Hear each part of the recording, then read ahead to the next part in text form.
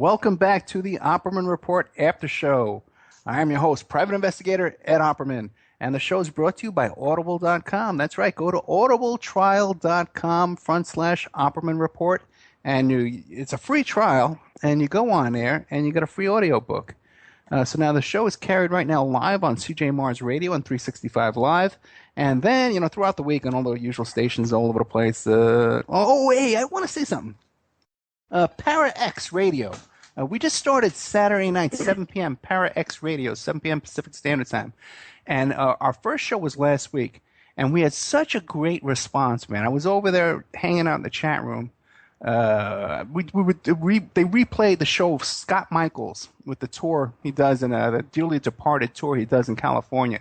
And their chat room is just so nice and friendly, cool people.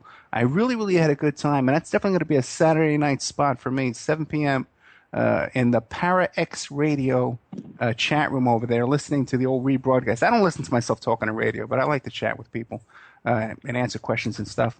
So tonight, in our first hour, we had a Reverend Edward Pinkney, okay? And he's going to trial October 27th on his birthday, and he needs our support. So I want everybody to go to the Opperman Report blog and check that out and do what we can to support our buddy over there, okay? We got on the phone with us now, Derrick Revies. He's from Minneapolis, Film the Police in Minneapolis. We got Mike Bluehair. He's from Film the Police Portland. Our buddy, good old Keith Davis, brought him to us. So we got Mike Gray too from InfinityHomePlans.com. Actually, is calling in to ask some questions as well and join the conversation here. Hey, Mike, do you ever film the cops? Who, me? Yeah, no, Mike Gray. Mike Gray. Oh, okay. No. No. Dare. What kind of question you got for us, Mike? Yeah, I was wondering if you guys had any information on that New Mexico killing where they killed that homeless guy. And 2 hours before they went and got that guy, the homeless guy, a cop was overheard saying he was going to shoot the guy in the penis, and he didn't use the word penis. And now they want to get him for, first-degree murder because he told the state trooper that he was going to shoot that guy in the, what. And then 2 hours later, he did it. Yeah, I know a little. I know about that, and the videos online are just incredible about that. So you were talking about our Albuquerque homeless man. Okay. Basically, what happened with that is the guy was suffering a mental health crisis. He was a mentally ill fella. His name was his name was James Boyd. I'm terrible with names, but anywho, the cop did premeditatedly make jokes about shooting him in his, a word that the FCC would love to fine you for using beforehand. So, yeah, Albuquerque is a mess with the police. I mean, they have lost dozens of people in the past, decade and a half from under very shady circumstances to police violence. It's just nuts. But if you type, James Boyd into Google or YouTube or anything, you'll get all this information. Police have been conditioned culturally to believe that they have extra rights, that they have the right to violate the rules that they're sworn to uphold. They have the right over life and death, and nothing will happen to them for myriad of reasons. Like the concept of applied immunity, for instance. That's a legal doctrine that says that cops have, depending on what state or municipality you live in, like the rules governing the police that police you. Okay, you can't even sue certain police departments for, you can't even criminally charge certain police departments, any of their officers, because they have applied immunity. You can get a civil settlement later, but they'll never be charged with any crime. So applied immunity basically incentivizes that it's codified into law, and it incentivizes police to violate your rights. And then other things like police unions and how powerful they are, like the Fraternal Order of Police, have nationally lobbied, every municipality in the country into giving police a special Bill of Rights. There's literally something called a policeman's Bill of Rights that allows them to be questioned in a reasonable hour. And what that really boils down to is, like, if the cop commits a crime and they have the policeman's Bill of Rights, they can only be questioned for that crime during a reasonable hour. Oh, that just so happens to give them, 8 or sometimes as much as 10 or 12 hours to consolidate or figure out what story they want to tell or manufacture. That there's police have been perceived in our country since the inception of municipal police forces to have a kind of inequality. The policeman's word used to be the ultimate say in a courtroom. But, welcome to the 21st century, officers. We now have an objective record called video. The police cannot lie when a video is rolling. I think that's why they came down on Derrick. I think that's why they come down on many people that decide to exercise their constitutionally protected right to document the police. All of a sudden now, everyone can have a camera in their pocket. The police are no longer able to hide behind that shield of that double standard. They cannot lie in court as well. They can't test a lie habitually and get away with it anymore. And that's one of the reasons why I do what I do. It's because video doesn't lie. Now, let me ask you a question. Now, the same question I asked Derrick earlier. Like, how do you pick and choose which cases you want to go film? Well, that's really simple. All of them. So and I'll tell you, from the most boring to the most scary. It could be a SWAT call I'll respond to, or a traffic stop, and I'll respond to it with the same vigor. And I'll tell you why. If you wait until there's an act of police brutality happening, it's already started. It's already half over. If you wait to pull your camera out of your pocket and film that police encounter, you may as well have not really started at all, really. Because in a court of law, the cops will say, oh, well, he spit on me before the camera turned on. Right. Gotcha. Right. So every single police encounter I see, no matter how boring it is, I'm going to pull my camera out of my pocket and press the record button. Because this is digital photography, people. You no longer have to mess with exposure. You can just delete it if you don't like it. And that's the thing. You have to have the whole thing in context, or you may as well not really be doing it, because they can make up anything. I would rather film a police encounter that's boring and not need it than have needed to reach in my pocket because I saw that person getting hit, or I saw that person being illegally searched, or I saw that person actually obeying what the cops said and the police arrested them anyway. If you wait until the encounter starts going wrong and you weren't filming it from the beginning, you've done the person that you could have helped a disservice. Hey, Mike. I'm sorry. Yeah, man. No, go ahead, Mike. Go ahead. Well, I was wondering, it's a penalty. It's a crime if we lie in a police report. Why isn't it a penalty if the cops lie in a police report and get caught red-handed? You know what I mean? They get caught all the time fabricating police reports and lying. And when they get caught in court, because there's a video or whatever, they just skate. Sure. They have been. I'm sorry, and I wanted to chime in on that a little bit too. They've been doing this for years and years. I think me and Mike was talking about this earlier. And no offense, but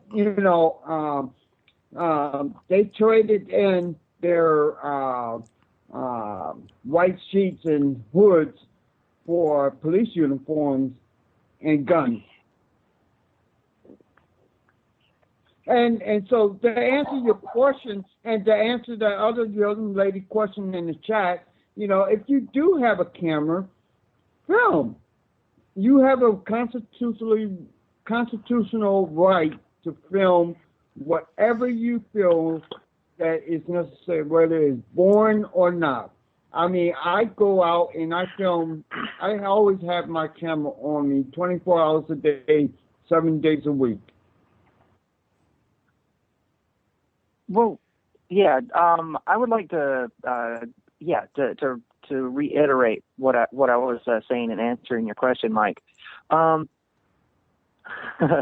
I'm a little derailed here. Okay, you asked why are they allowed to lie, and if we get caught at it, then we suffer legal penalties. Well, the reason is it's a sociological reason, I believe.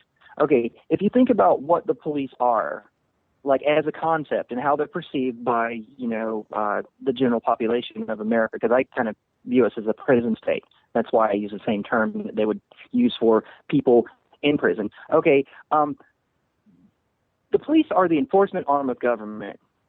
And to me, how I perceive what government is government is force. What we do as people, we elect a politician to meter out force on our behalf because we feel like we need some entity, some non-corporeal entity above us. You ever heard the expression "everyone's equal under the law," Mike? Okay, so so basically, what the police are doing is they're metering out force on behalf of the government. But if you think about the way government is portrayed to us in media, culturally, through our school, through the way that police deal with us on a one-to-one basis or one-on-one basis, government is God.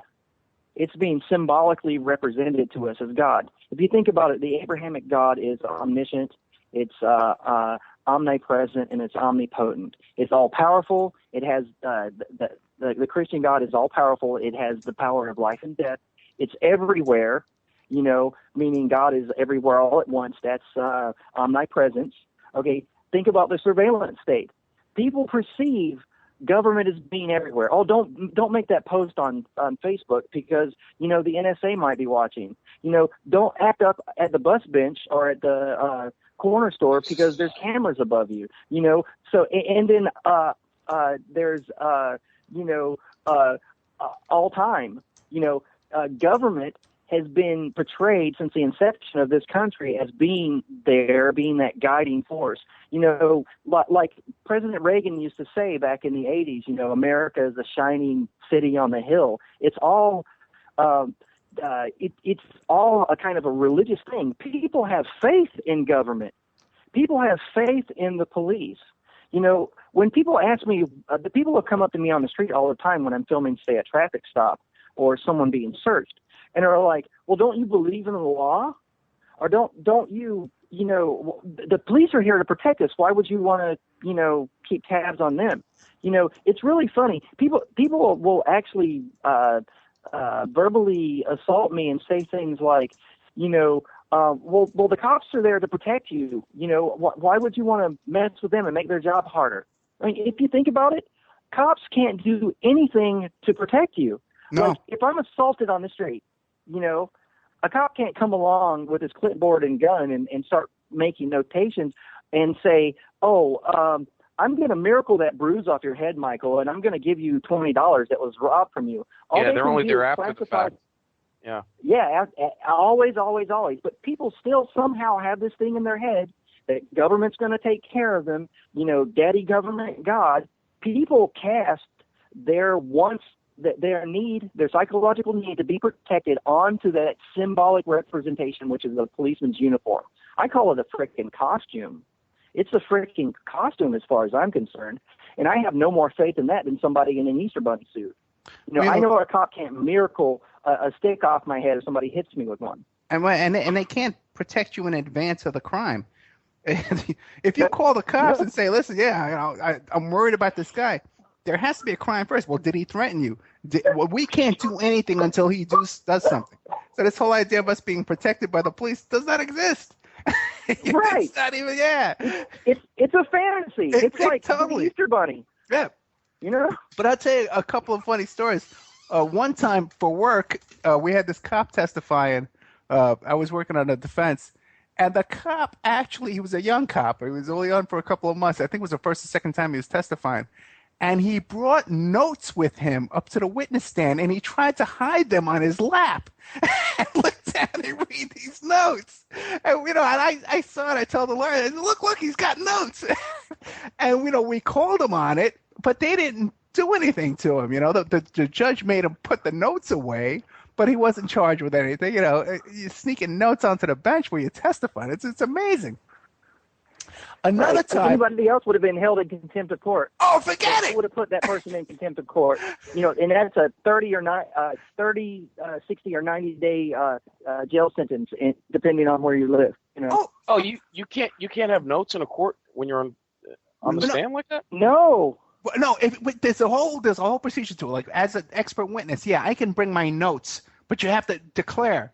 Oh, may I look through my notes and refer to my notes before right. this? And what they can do exactly. is, if you got like an expensive textbook or something, or expensive notes, the other side can say, well, let's make an exhibit, and they take your stuff. Oh, yep. They turn your notes into an exhibit. So if you got like an expensive textbook, the law is very complex. Yeah. There's something called disclosure, like all the evidence that the prosecution has. They have to show your lawyer, and then your lawyer has to show the DA everything. But the reason why someone who's testifying can't have notes without declaring them is because you're supposed to be testifying from memory, right? So you can't be caught in perjury if everybody reads the same note. Oh, I see. All the cops can lie and go by the notepad, but if you put them on the stand and have them do it from memory, then they start contradicting each other. Oh, but right. If you don't declare your notes, you get thrown. You can be put in jail for 30, 60, or 90 days for contempt of court. Yeah. You absolutely cannot sneak notes up onto the bench. I had another one though, where I was fighting a ticket. It was just one of those things. I was fighting a ticket for myself. It's traffic court, and the stupid cop, man. I was at a checkpoint. They stopped me at a checkpoint, and He mixed up my paperwork with the guy in front of me. So now I got a ticket for having no insurance. When I says, no, look, I got it right here. What are you doing? So I had to go there. He says, oh, don't worry. You go to court. You fix it. Thanks a lot. So I get there, and I was the last one. And I sat there through this same cop, because they line up all the cops' cases one after another, for him. And what happened was, this guy, every single person he had given a ticket to, he had screwed it up. He had made a mistake. So at the end, after the judge finished with me, the judge starts yelling at the cops, says, every case you brought before me today, you had it all mixed up. You can't keep doing this. You gotta get your act together. There was another young cop. He was like 19, 20 years old. But it's people, you're right. They think that these guys are infallible or some kind of Yeah. And that the cops get. My friend is a cop, and he tells me he gets like $125 for every court appearance, on top of his salary or what he makes as a cop. Yeah, they get overtime for going to court, but also too. Yeah, they get overtime. Yeah. A lot of times they show up at court and the guy pleads guilty at the last minute, or there's a continuance and nothing. They get paid for that even without doing anything. Yeah. Oh, boy. Okay, I just brought in my daughter, Victoria Opperman, who's the host of Teen Truth. So, Vic, what do you got to say? You got any questions? We have our guests here tonight, Mike Bluehair from Film the Police Portland, and Derrick Revies from Film the Police Minneapolis. And we're talking about police corruption. And these are guys who film the cops when they're, videotaping people. You got any questions? Yeah, I have a really basic question. Okay. Where do you guys live that you're filming the police? Where do I live? Yeah, is that like too invasive? Because I know like cops are different, like in different states. Well, I live in Portland, Oregon right now, but I've lived in quite a few other cities. But I've been doing this cop watching project for a little over a year, and I do it mostly in the central precinct of Portland, Oregon, which is the downtown area where there's a high concentration of crime. There's a high concentration of people drinking, and it's kind of like the party area of town, and that's where I do it. Mm-hmm. And Derrick is from Minneapolis. But both of these guys have been down to Ferguson, Vic. Yeah, really? I'm in Minneapolis, Minnesota, and basically I do Minneapolis to St. Paul, and that's the farthest I've gone so far. Yeah, that's about it. Yeah, Vic's the host of her own show on Saturday afternoons called Teen Truth. It's on CJ Martin's Radio, 1 p.m. And she likes to get involved in a lot of. But so Vic, why are we asking? Because of our situation here in Vegas? Yeah, because you can see like, cops are different from like things I've heard from Dylan, who lives in New York, and then based off of us too. What does Dylan say about the cops? Well, he has a cop friend that let him into the movie theaters for free. Yeah. And stuff, When I was a kid about Dylan's age, we used to work down at this public pool on Staten Island. And there was this crazy cop. His name was J.C., Jimmy Caroline. Okay? And this guy was crazy for cops back in those days. And what he would do is he would go, when you would check into this pool, you would give them your valuables and they would put it in a locked safe for you. He would go through there and steal all the people's stuff and steal bikes from kids and steal boom boxes. And he was a crazy cop.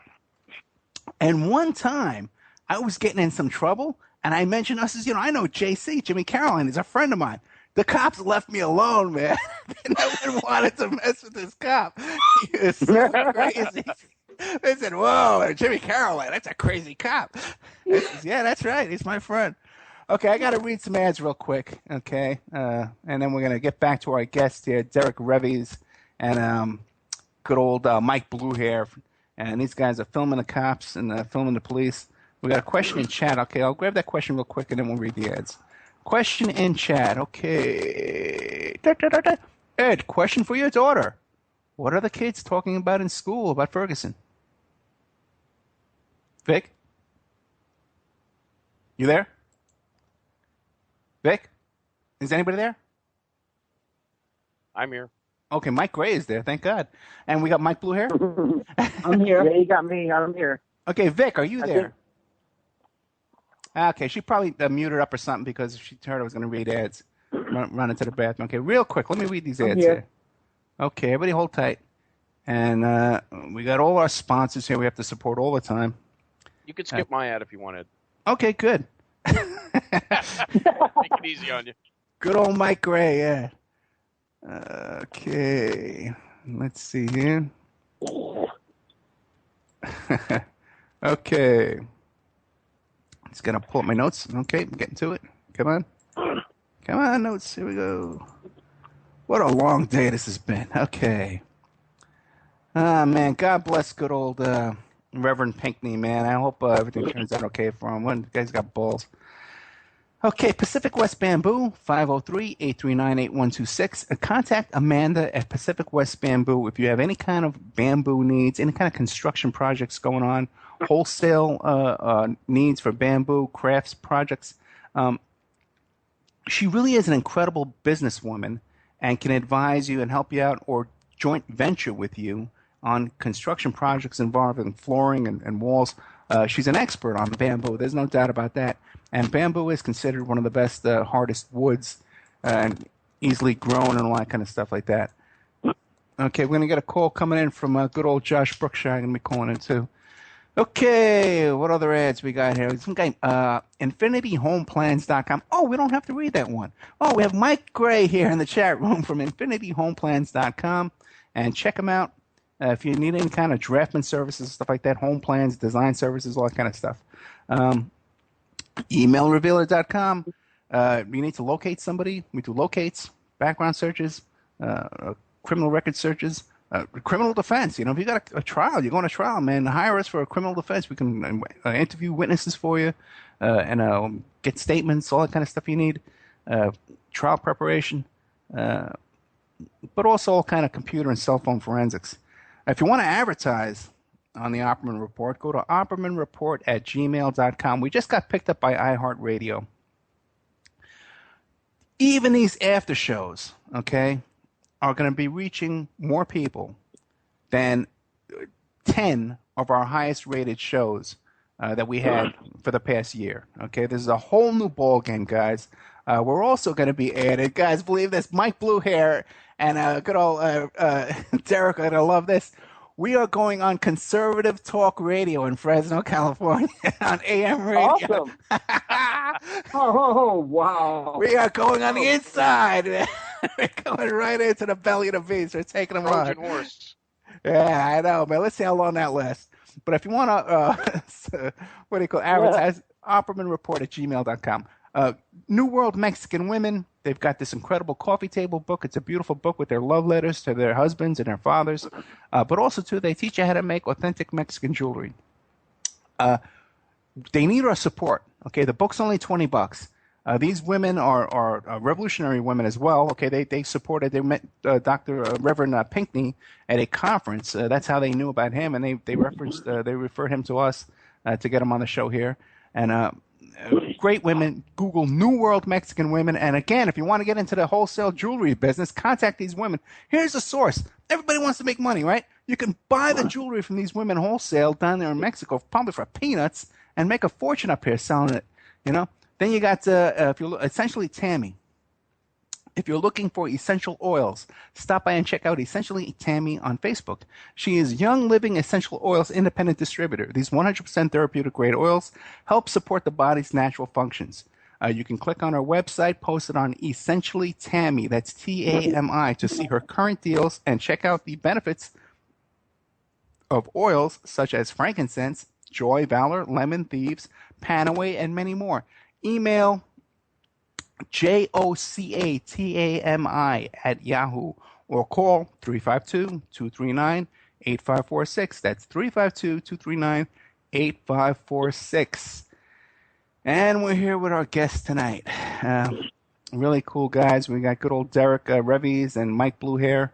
We got my daughter, Victoria Opperman. We got Michael Gray. And we're pretty much talking about police misbehavior. Who has something on their mind they're dying to get out? Mike Bluehair.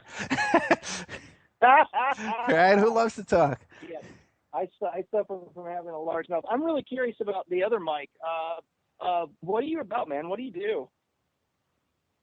Me, Mike Gray? Yeah. Oh, I'm a No, draftsman. the other Mike. Oh, is there another Mike? All right, Victoria. Hi, man. That kid is just like me, man. Oh, man, forget about it.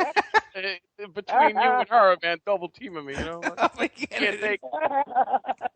Go, Vic. Okay, yeah, I'm a draftsman. That's it. Oh, that's it. So you build things. No. I draw house plans.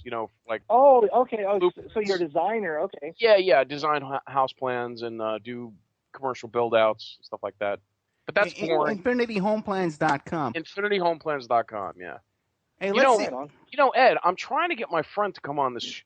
My childhood friend, he was a cop in Brooklyn, and he's got amazing stories. I mean, he was like a Serpico, He has a Serpico kind of story where he was investigating cops. And he found out that they were in league with other drug dealers, and that there were groups of cops that were putting hits out on each other, contracts on each other to kill other cops, and using gang members to do it. I mean, he's got a phenomenal story. I wish I could get him on the show. That was probably the 9th precinct in Brooklyn.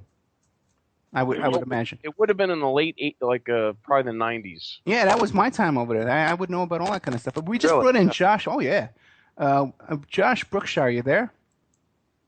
Yeah, man. I just saw that Skype question mark right as I hit call. I'm sorry, Ed, man. My computer's still getting fixed, man. Okay, I'm not sure what you're talking about, but do you have a question for the guests? You said you had a question, right? Yeah, definitely. My question is, with the cop block thing on Facebook, I follow it too. How much of that do you think is really legitimate, and how much do you think might be a little bit of agent provocateur thing? Because some of their stuff doesn't seem too terribly researched, and it seems a little bit very knee-jerk and hysterical. I was wondering if you guys have an opinion on that. An opinion on what? Copblock.org? Yeah, because it seems like some of the contributors there are just there to really just stoke like a very paranoid like mindset instead of being proactive, about organizing. Well, the thing is well, here's the thing. I love copblock.org as a concept, and they're doing a lot of good stuff. Pete Eyre is a co-founder of that, and if you check out the website copblock.org, you can, your listeners can check that out. They're a decentralized group, meaning each chapter is basically in charge of and represents itself. That being said, all you need to do to create a cop block chapter, which I'm not, I'm a Film the Police chapter. I have my own thing. It's slightly different. I have a kind of a methodology and a systematic way that I go about cop watching. That's not addressing your question, though. Since it's all decentralized, and you have hundreds of cop block groups that are doing police accountability videography, you get a mixed bag of types of people. You get people that just hate and despise police, and then you get people that respect law and authority. You get people that are intermediate, some of the people that are part of copblock.org chapters are, they could either, they give the police hands. They're not completely abolitionists. They're like the type of people that, are reformist. Maybe they don't want to get rid of the cops completely. They want to reform them into something better. You have anarchists that are part of cop block groups. You have Republicans that are part of cop block groups. You have your left-leaning Democrat type people. So it's such a mixed bag of people that are parts of these various chapters of cop block that you're going to get, your violent idiot that's going to, talk about, hurting police officers. Personally, my weapon is a camera. There's nothing more powerful than a viral video. I believe public consent for a thing is what actually creates the animus for a law being followed. It has nothing to do with the government's physical ability to actually force us to comply with a law. It has to do with how much collective faith we have in this law or this rule. So I think a camera is way more powerful than 1,000 guns. But anywho, that's my opinion about the whole thing, is that you're going to get people that incite violence or want to talk about violence because it's a decentralized group, and you have so many types of people that are parts of various cop block organizations. There was a story that was out on Facebook about it was a totally fake story about a cop who shot and killed a woman for breastfeeding. So there does seem to be yeah. I think. Wait. Yeah, that's funny. Was that the Portland Intelligencer? Yeah. Yeah, that's my buddy Jesse Haddon. He's a very good friend of mine. He runs that outfit. Yeah, that's hilarious. Yeah, what do you want to talk about that particular thing? Yeah, he wrote that article. Yeah, I know, but a lot of people were posting and saying and thinking it was real. Right. Jesse's a character. What he likes to do is he likes to write things in a manner that's similar to The Onion. Yeah. He has this faux newspaper at a online newspaper out of Portland, Oregon, and he writes stories that are satirical. And what he's trying to do is to get out certain kinds of political ideas via satire. So yeah, you should check out the Portland Intelligencer. Your audience would love it. It rivals The Onion. It really does. The guy's brilliant. Okay, it just makes me a little bit nervous, because there's some of these hoax websites out there, Before It's News and the Inland Islander, all this stuff. I don't know, man. And a lot of people are just so gullible, man. They believe all of it, Sure. Yeah, and Sure. yeah. Anyway, the thing is that Haddon likes to exaggerate, but he does it in a way that's realistic. Like, if you've ever looked at the stuff, like I have a chart on my wall here in Portland that shows all the things, all objects that people have been shot by Portland police that they were holding, that the police said it was a gun. Part of a doorknob, an umbrella, a wallet. Police have seen doorknobs, wallets, and cell phones and thought that there were guns and shot people and got away with it. So what Haddon likes to do is he likes to write these faux articles that are, close enough to reality to make people think about how absurd it is, or that's what he's kind of trying to do. But I understand your feelings, Ed, that it is misleading, and it does. People are gullible. We're being conditioned to be so. The scary thing is that there's a cop I was having an argument with last week. His name's Officer Oliphant, and he thinks that I should be doing all pro-cop videos, and he's just angry that I'm interested in police accountability. And we have these off-camera discussions. He's real smart, but it's just hilarious that people have this naivete, but something that I very rarely agree with Oliphant on any points, but he said that people are turning into the movie Idiocracy. Yeah. And I had to agree with him because that's happening. There's a cultural dumbing down that we're going through, and frankly, it frightens me. That's Victoria's favorite movie, by the way. But let me tell you a story real quick. Because now you were talking about how these items in people's hands that the cops thought were a gun. And I got one for you, man. This one was totally covered up. I got this from cops who were down there at the scene. This was in New York City, I guess in the 80s or the 90s. In the 90s, probably. And 2 FBI agents shot an NYPD cop.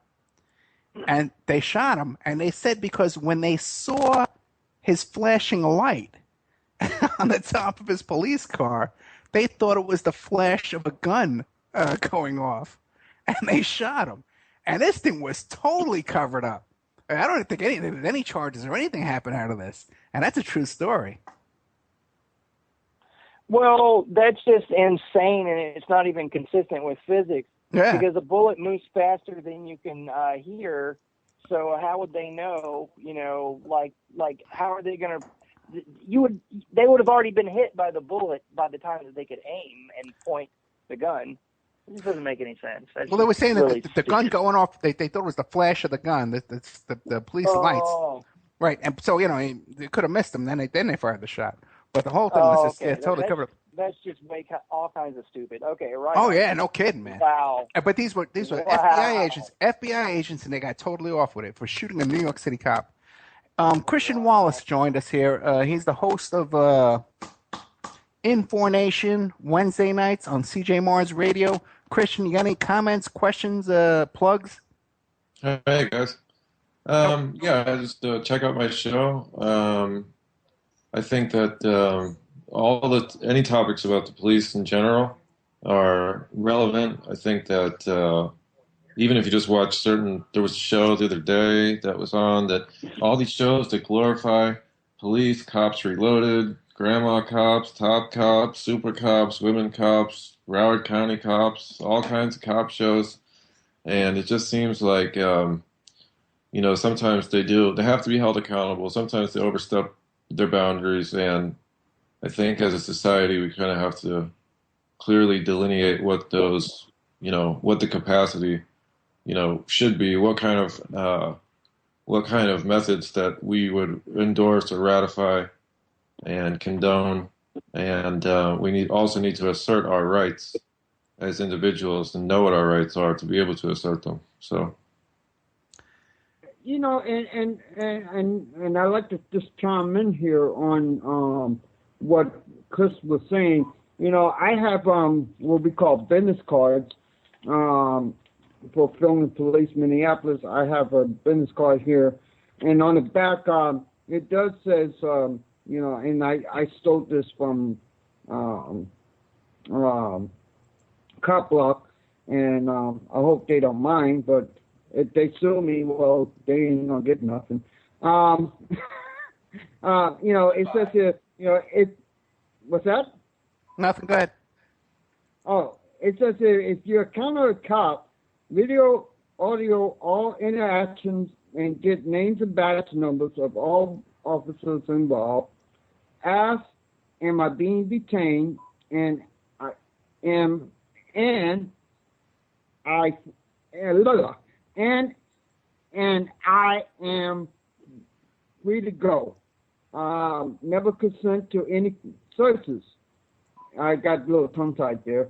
Talk to the police as little as possible. They are trained to incriminate yourself. So do yourself a favor and be quiet. Yeah, I would totally agree with that. Okay, definitely do not ever consent to a search. Okay? Never. But you want to know what, man? I tell you, back in the old days, in the 80s, most of our defenses was Fourth Amendment, illegal search and seizure. And now, man, you hardly ever see that anymore. The judges, forget it. The judges don't give a damn about the Fourth Amendment anymore. You used to be able to get a ton of stuff thrown out with Fourth Amendment defense, but now it's pretty hopeless. And I don't think lawyers even bring it up anymore because they know it's hopeless. Never consent to a search, okay? And you're right. Never talk to the cops without a lawyer. You think you're going to talk your way out of it, but it's never in your interest to talk to the cops if you can avoid it at all. And any contact with the police as well is a big mistake if you can avoid it, okay? Because the information, when they look up to see if you have warrants, anytime the cop comes in contact with you, he's going to look here for a warrant. That information in that warrant system is only 25% accurate, okay? There's so much crap in there. People get busted. They give the fake date of birth. They miss.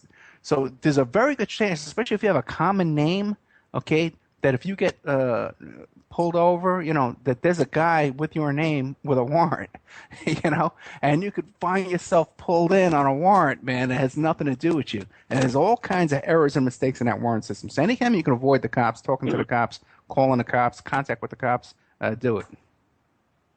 Absolutely. Yeah. I would like to give your listeners a little bit more information. It speaks to you in plain English when a cop reads you your Miranda rights. Miranda versus Arizona. You need to look that up on the interweb, people. Anything you say can and will be used against you.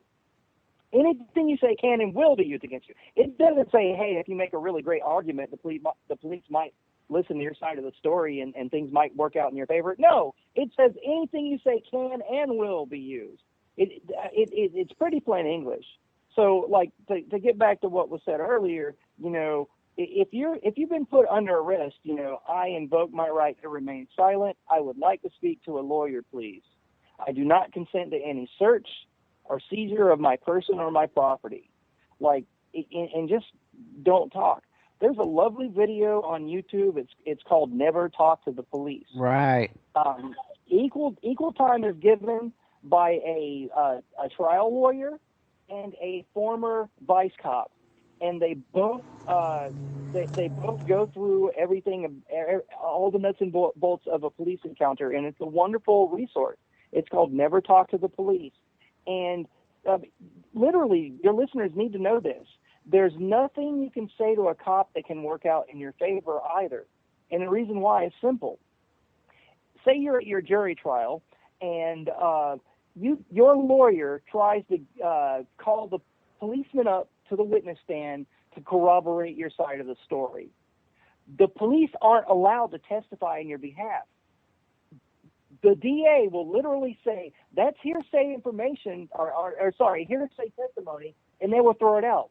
The cops aren't even allowed to legally corroborate your side of it. They can't say, oh, yeah, I heard Mr. Smith say X to me.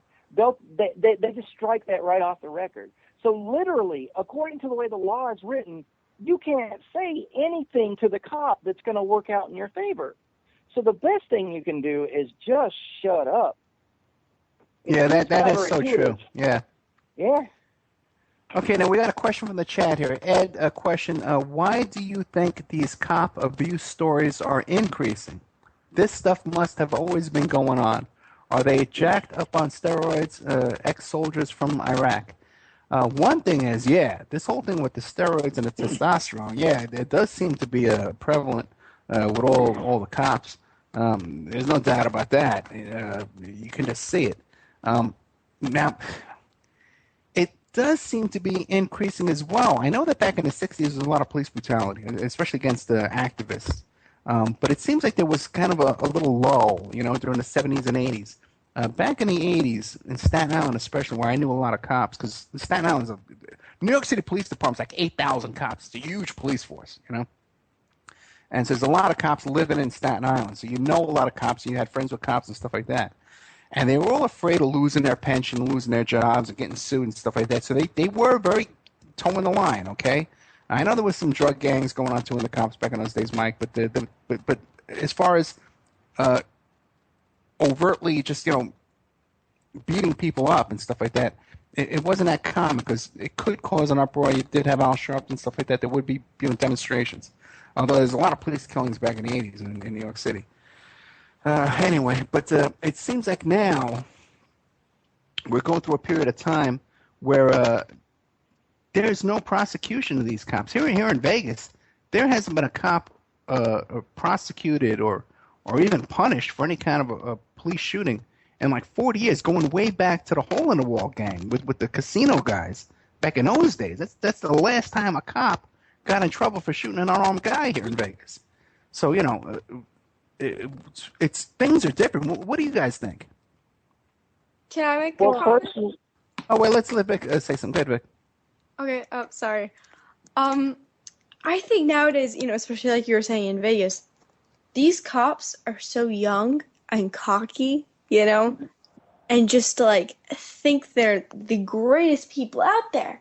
Because when you're growing up, all you're hearing is you can be a firefighter, you could be a cop, you could, protect the world and be like these superheroes you watch in like cartoons and stuff, If you get what I'm saying? Yeah. Like they're put up in a higher level that they're not supposed to be put on. Okay. Well, go ahead. when you watch cops, right? They'll arrest someone for the stupidest thing. Like it could be even a little bit of drugs. Someone will put drugs in their mouth, try to swallow it, and they'll put their fingers in their mouth and get it out, and then they'll put them in the back of the car and go, "Yeah, we just put away another bad guy," and high five each other. They're not catching rapists or pedophiles or kidnappers. Do you know what I mean? It's like they're going after petty stuff. Yeah. Well, yeah. I agree, and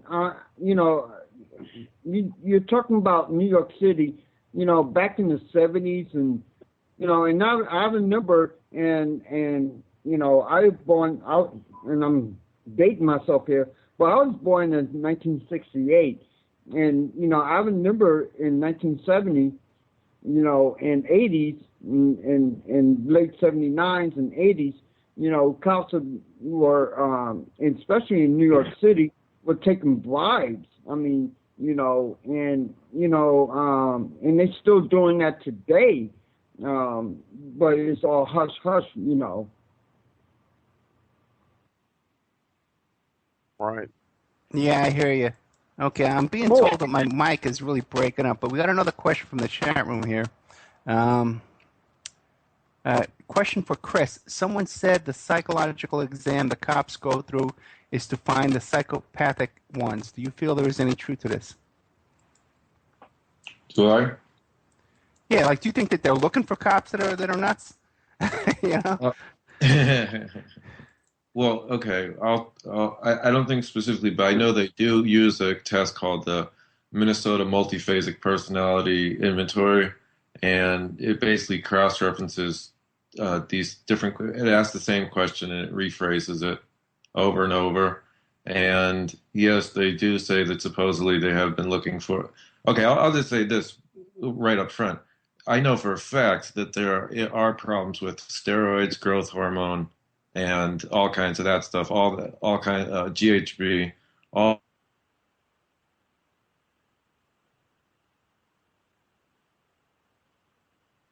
that kind of abuse is going on. And for some reason, they have sort of this need to feel like they have to be, like super cops. I mean, they're insanely puffed up, and it's like in the best case scenario, if a crime is occurring, the police don't usually, on average, statistically, don't get there and break it up.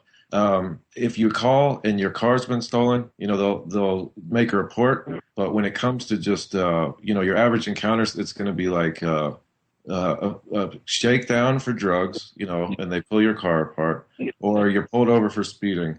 But in the last time that I saw that there was actually a pursuit for a bank robbery. Now the bank, I'm sure, was insured, and this cop was driving down 95, the highway, and he was trying to get around this old lady in the HOV lane, and he flipped his car. So it's like, in a weird sort of indirect way, to circle back to the question, I don't think specifically they're looking for psychopaths, but I think they are looking for a specific type of individual, and then you couple that with the rampant abuse of the performance enhancers, or the androgenic steroids and the anabolic steroids, and you have a total recipe for disaster. What about hiring people with lower IQs? Well, yeah, no, I think that there is some. I think they want people that are just intelligent enough to follow some procedure, and be able to pull people over. There's definitely a personality type of an individual that kind of wants to go out and do that job. Is that a blanket statement against all police? That they're all bad? No, I mean, not at all. I have cops in my family, and I think the thing is this: they feel like they don't want to get hurt before they go home, and it's their safety that they're going to look into first. I've heard them say this. So they say, if it comes down to it where, somebody's acting funny, they're kind of high or something, they approach them and they say, well, if I have to draw my taser or whatever it might be, I'm going to make sure that I'm protected first. So yeah, there was a change in policy in the 90s where officer safety was prioritized over any other kind of it was the most priority, the highest priority of officer safety. But I'll tell you this too. Now I took the police test. It was like in 1980. No, wait, I can tell you when I took it. It was around 1985. I took the police test, and I did very well on it. And as a matter of fact, in the school where I took the test, I was like the first guy to finish this test, and my test was flagged. And I was in the top 30% of I got like 100% on the test, but but that was so. And I know that my thing was flagged, and they kept an eye on me. They wanted me in the police force. I know that for a fact. But that was then. Who knows now? It might be a whole different kind of policy. But it's 8 o'clock. We're gonna take a little 4-minute break, and then we'll come back and we'll do some more show. But don't forget the Opperman Report is brought to you by Audible.com. Audible trial / Opperman Report. You get yourself a free audio book, okay? So you can't beat that.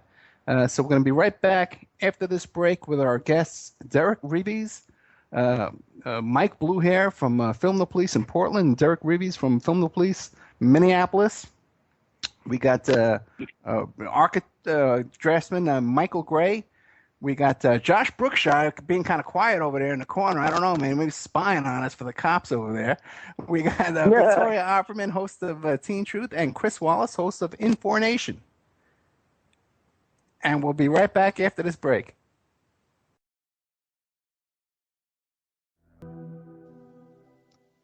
Okay, welcome back to the Opperman Report After Show. I'm your host, private investigator Ed Opperman. The show is brought to you by Audible.com. Go to Audible free trial. What's it called, Vic? Audibletrial.com?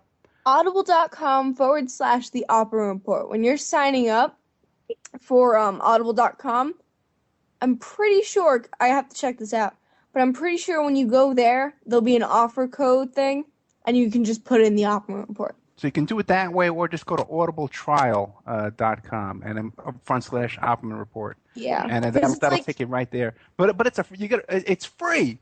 Yeah, you get a free audiobook. Tell them, bitch. It's so free. You know what I was thinking? Because I was thinking of reasons why people should sign up for Audible.com, right? Yeah. And I thought, do you have a book report coming up and you don't want to read the book? There you go. Well, you can listen to the audiobook for maybe like an hour Right. and have your book report done. Yeah, who wants to read? Who wants to read? Who reads Yeah, that- anymore? Yeah, forget that. Talking about idiocracy, yeah. Yeah, but the book is free. That's the main thing is Audible trial.com Opperman report. It's free. You sign up for free, guys. And when guess what? you get a You free sign audio. up for free, we get money.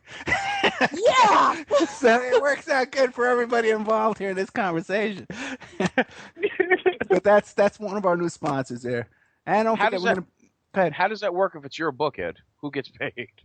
Well, No, I you don't still think get paid. his book Audible is on pays there. it. If my book was on there, if I were to read my book, okay, and put it on It would audio be trials, hilarious. audiobook.com. What's it called, Vic? Audible? Audible.com/The Opperman Report. Right. So now if I were to read my book and make an audio book, audible.com, if you sign up for free, they'll send me, I get paid for the book, but the person who gets it for free. Just, it's like a loss lead, you get the guy in there. And then, but we get a really nice commission though, and people can support that, Anyway. We're back here with the Opperman Report. We're doing a show about Film the Police Portland with good old Mike Bluehair and Derrick Revies from Film the Police Minneapolis. And we got all our usual cast of characters from the sublime to the ridiculous. Speaking of that, speaking of which, we got Josh Brookshire here from Bookhouse. Tell us, Josh, you got any upcoming gigs coming up with your band? Oh, yeah, man. We're playing the Ingrown Records record label showcase this Sunday in Asheville, North Carolina at a venue called the Mothlight. And I just learned something really cool. The entire show is going to be streaming online for free. So we got, a lot of, really, crazy, good underground bands. So if anyone can come out to the show, it's pretty cheap, but you can watch it for free online. Okay, very cool. Now, Josh, I'll get you guys a link, Ed, man, so you can see me. You can see me rock a set, dude. Yeah, I'd like to see that. Okay, I would like to see it. You seem like a cool guy. Yeah. Now, by the way, too, Josh. By the way, you guys, it's a small world. He's from North Carolina, and that's where that serial killer down there that had all those dead bodies buried in his backyard. Josh knows that guy. Josh has been in that guy's house. Yeah, I ain't been in his house, man. That's not what I heard, Josh. Okay, now you're denying you were in there? Yeah, I deny going for it. But it's weird that you said that, man. I work at a restaurant, right? We had 5 SBI, State Bureau of Investigation agents in there eating lunch today. And I think they're about done, digging up everything out there. They positively identified the 2 skeletal remains. And, the rumors I had heard from, all the people that have lived in, Clemens longer than me, was true. One of the guys is named Tommy. The name, I don't know him, so the last name, you can look it up. It's on The Guardian or Huffington Post. They have the victims' names. But this guy was a Domino's pizza delivery driver, and I guess they just robbed this dude and sacrificed him, and just this guy, man. And what is crazy though, like I said, man, I've never been over to that house. I've driven by it because it's right next to my bank. But one of my good friends that I've known since childhood, I think he used to date the third accomplice, Crystal Matlock, years and years before any of this stuff happened, And she, from what I've heard from the locals and all that, is she hit a bad spot and got into hard drugs and was hanging out with these crazy people, and she was just at the wrong place at the wrong time and saw something she shouldn't have seen, and they were just either you got to help her, you're next, that type of thing. And I think it might have been some traumatic experience, because something like that will definitely change you. And everyone said, her personality did a complete flip for 2 years. But her Facebook page set that I haven't met her, but I looked at it and she looks so normal with a fiance and a 2-year-old little boy. I just think you're going to pretend like you're so normal, but in the back of your mind, like, how could you forget that you have this information about someone's loved one that was killed by this tattooed-faced freak and never say anything about it, like your life's just going to go on and be normal? You know, you can't hide that from, like, God. You know what I'm saying? Like, you're always going to get found out for the things you do in darkness. Like you said the last time we talked, Ed, man. It's just real crazy, dude. Like, this guy, the FBI agent said it's definitely going to be, they're going to go for the capital trial, at least with him. I think his wife, I guess, pagan ceremony wife, not legally, I think they're going to go for life with her, you know? That's incredible. So listen, man. Yeah, we have to do another show about that. Now, you had a question on when we were off the air. You had some stuff you wanted to ask about the police brutality and stuff. Yeah, my thing is, I wonder if it's an institutionalized problem that's inherent in the fact that it's a closed bureaucracy. Like, if you think about it, there's really no accountability beyond, like, publicly elected police officers, and they tend to handle it, like we would say, like, in shop. Like, do you think there's, like, is it the higher-ups problem, or is it the grunts on the ground, like the normal police officers, they just pick these idiots? Or do you think, like, the higher-ups have any control? Because if it's all a PR thing, wouldn't they want to put the best face forward for their department? You know what I'm saying? Yeah. What do you guys think, Mike and Derrick? Yeah. I'd like a shot at addressing that, if I may. Yeah. It's absolutely a cultural thing. If you think about, what police actually are, what function they serve in society, they're basically a giant PR organization. The bankers and the ruling elite that control everything, basically they're paying one group of people, this closed society that you just referred to, the men in blue or men and women in blue, they're paying one group in a society, a closed group in a society, a living wage to police and lord over the rest of us that don't get paid living wages. You know, so of course it's a closed society. Personally, I'm a lowly entered apprentice mason. When I went to a lodge and petitioned, and it's basically first-degree masonry. And when I got in there, when I became a member of Kenton Lodge, I realized that, when I became first-degree mason, I looked around the table in the room, and I'm like in a room with like 40% cops. I'm like, that's interesting, A little bit of history into my background also is that my uncle, my favorite uncle, Jamie, was a highway patrolman throughout my whole childhood.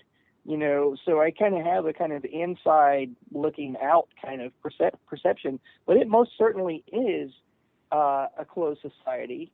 It's almost cult-like in its fealty. That when you become a police officer, you do swear an oath to preserve and defend the U.S. Constitution. But every day at work, you're also, just through the commission of your job as a police officer, you're affirming that you will have your brothers and sisters back. They view it as a family, very similar to the mob. I mean, and if you think about it, even the good cops, the ones that got into it for reasons of wanting to be a sentinel of virtue and good and want to help people, they're reluctant to turn in a bad cop for violating someone's rights because, say if they need help and they're calling for backup, they need to know that everybody that's going to respond is going to help them. But if they screw over some sociopathic cop, or if they screw over a cop that was violating somebody's rights, that person that gets called to help them, that their fellow cop, might not help them. They might just, look the other way when they're getting shot or stabbed or in a fight with someone that they're trying to arrest. So there's like a lot of cultural mechanisms that are part of that culture that keeps them in a closed society. Something. So, yeah. Also, too, there are cops that are afraid of other cops. Okay. There's alpha cops in every precinct, and I heard a story once where this guy who was a cop, his father got a bunch of tickets, you know, and he told the cop, you know, he says, you know, and my son's a cop, he works over here. He said, I don't give a damn. And he gave him like 30 tickets, okay? And that cop went to the precinct during the day, okay, found that other cop and beat the crap out of him in front of everybody, okay, and nothing happened, okay? I know a lot of these kind of stories.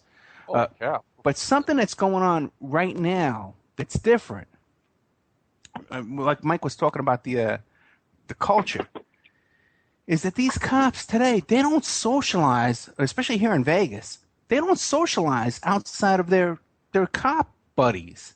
They don't socialize with regular people and treat and civilians. They don't socialize in their free time with civilians anymore. I met a guy out here who was formerly a police chief in a Northern California city. Okay, I don't want to name the city because I don't want to get this guy in trouble. And he's the one that tipped me off on this. He goes, Ed, man, and, you know, Henderson is a small town. Okay, these cops, they're rude to you because they're not friends with any civilians out here. They're all friends with each other. Like back where we were, we couldn't get away with this kind of crap because you had your neighbors and your friends and stuff like that. You had to talk to people. You were friends with civilians all the time. But here, the cops are so isolated in their little cult, like you were saying. You're right. They don't view us as equals or safe. Yeah, right. It's different now. They're special. Yeah. They're special. It's different now for sure. Hey, has anyone? Absolutely. Hey, Ed. Yeah. Has anyone noticed that all the police chiefs look the same in all the major cities now? No, I never noticed that. No. Quite a few of them do. Yes. I mean, like the Orlando police chief. She's a black woman with a nice do, and then I'm watching the news, and whenever something happens in a major city, it's like I thought, is that the same person? You notice that, Mike and Derrick? Well, yeah. I've also noticed that quite a few cops have shaved heads. They have like a not even a military haircut, but just straight bald, gone bald. You know, a lot of them shave their head. You know, like what's that about? You know. Yeah, you're right. But I think that's from the steroids and the testosterone shots that they're all getting because that causes baldness. And the HGB. And you know, here in Minneapolis, you know, we have the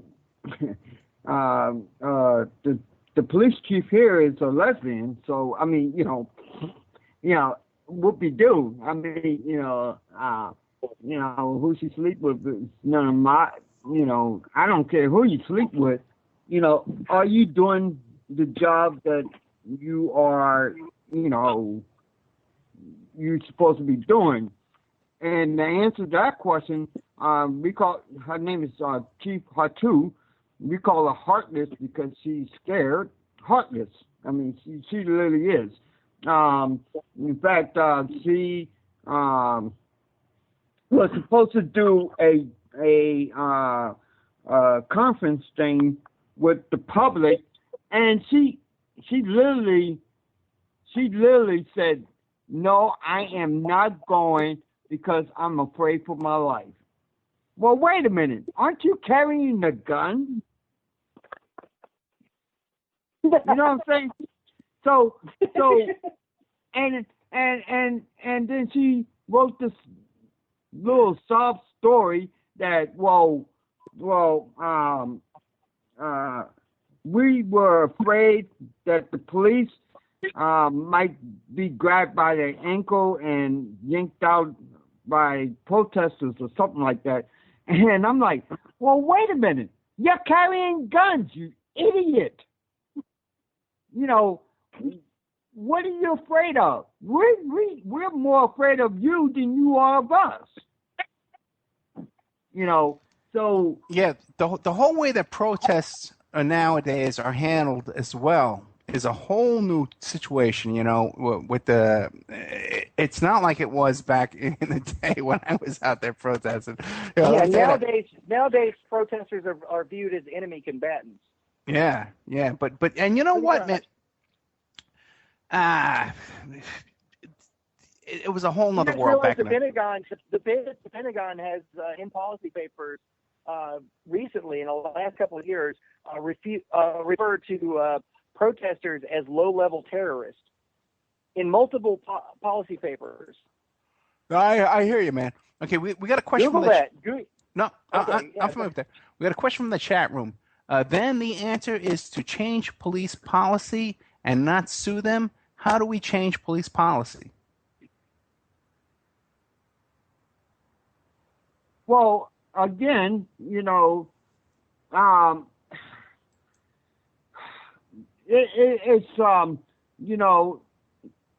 if you don't sue them or if you don't do anything, as long as you keep your head in the sand, nothing's going to get done. They're going to get a little slap on the hand like a little kid and get sent in the corner and give me your badge and gun and, have a nice day. You know what? I've given this a lot of thought. What we need is, first of all, an online form where you can go to a civilian complaint review board on the internet and fill out a complaint online. I know. And they good luck with that. But that's what we need, though. And we should be able to go to this form should be available at the post office. Every government. I know, Mike. Listen. I know. There's something like that actually exists, Ed. There's these black teenagers, these 3 kids. They wrote a iPhone and Android app. It's called 5.0. They're like teenage kids, and basically it's like a Yelp for police encounters.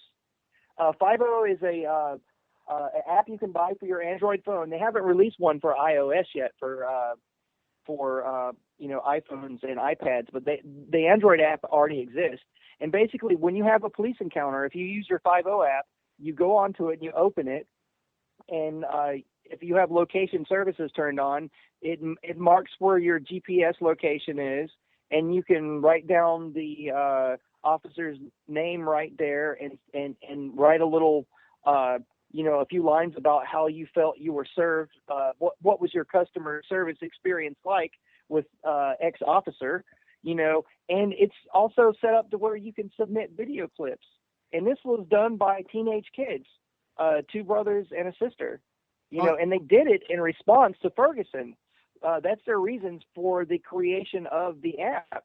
Yeah, just Google the Android app called 5.0. No, well, that's great, but the thing is, but we need a civilian complaint review board, a real one.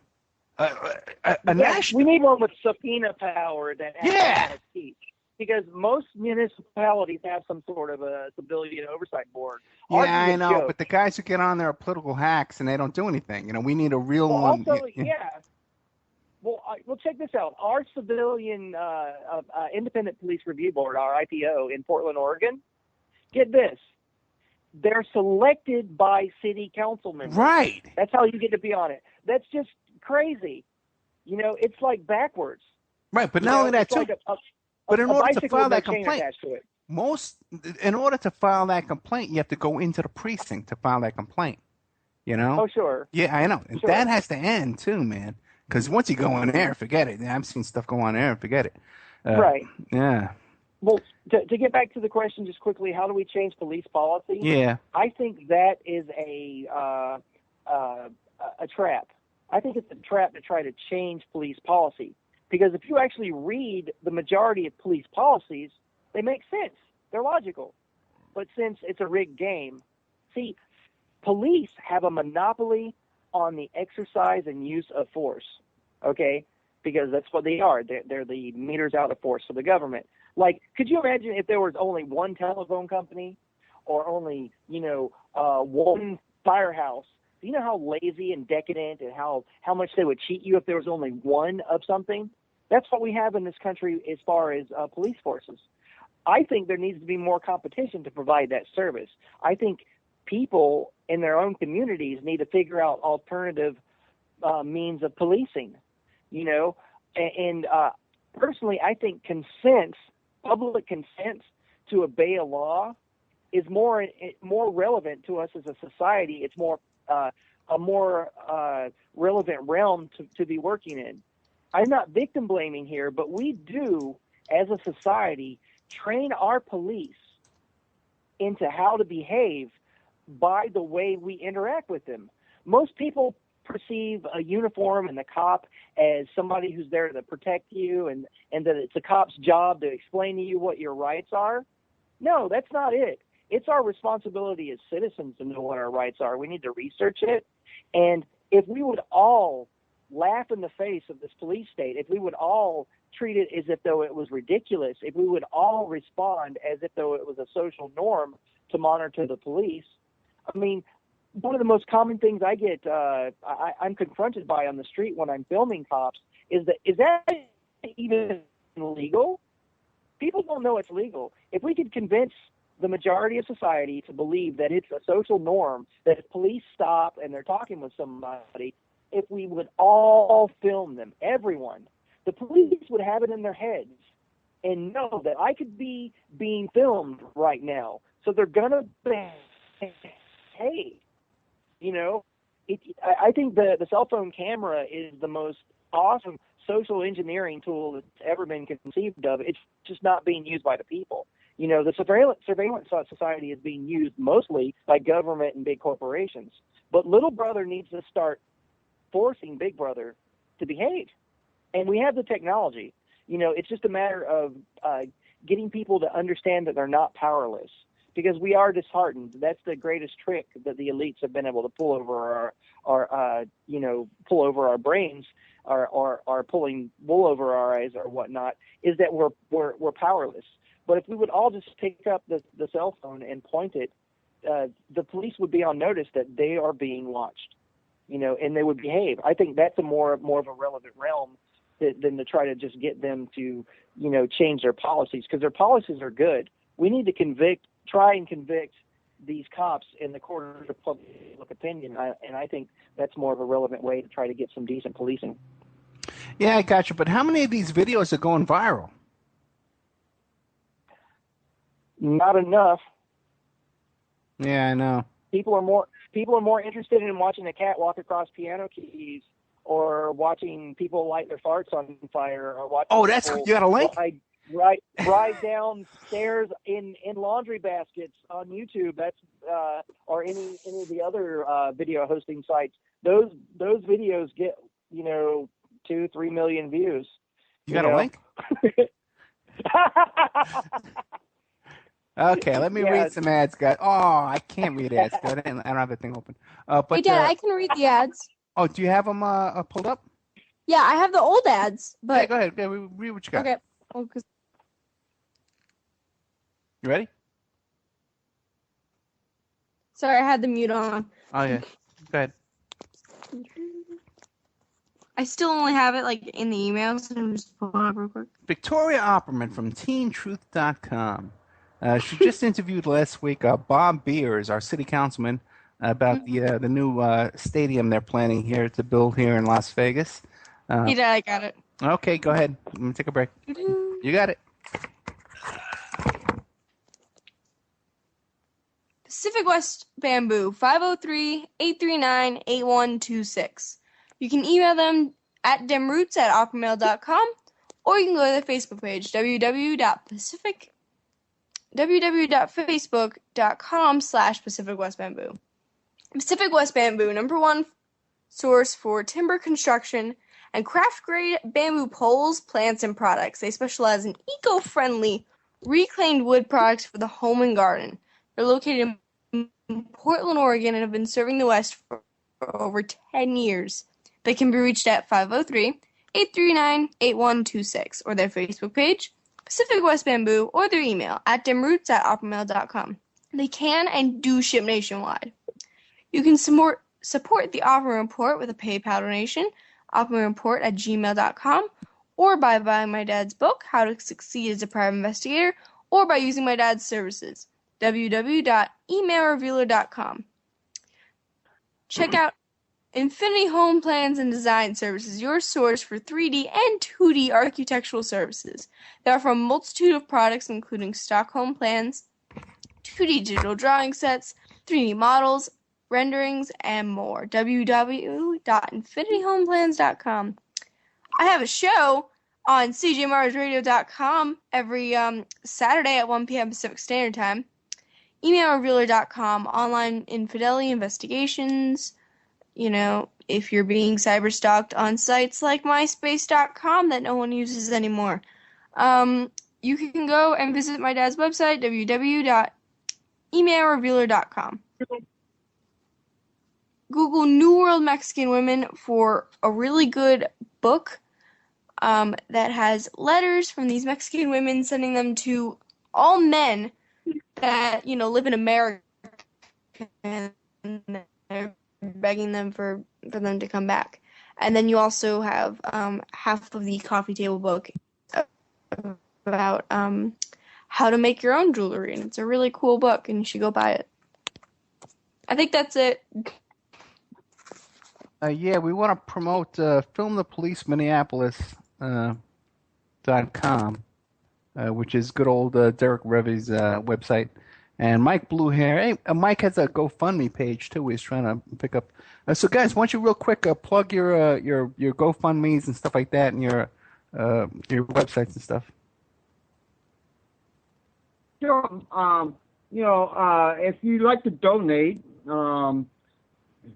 you can go to http filmthepoliceminneapolis.com/donate, and you can click on the donate button down at the bottom there, and it is linked to GoFundMe page. And then, also, if you'd like to send Mike Bluehair back to Ferguson, you can, I'm sure he'll tell you about his page. Sure, I can do that. Yeah, I'm sure you could too. These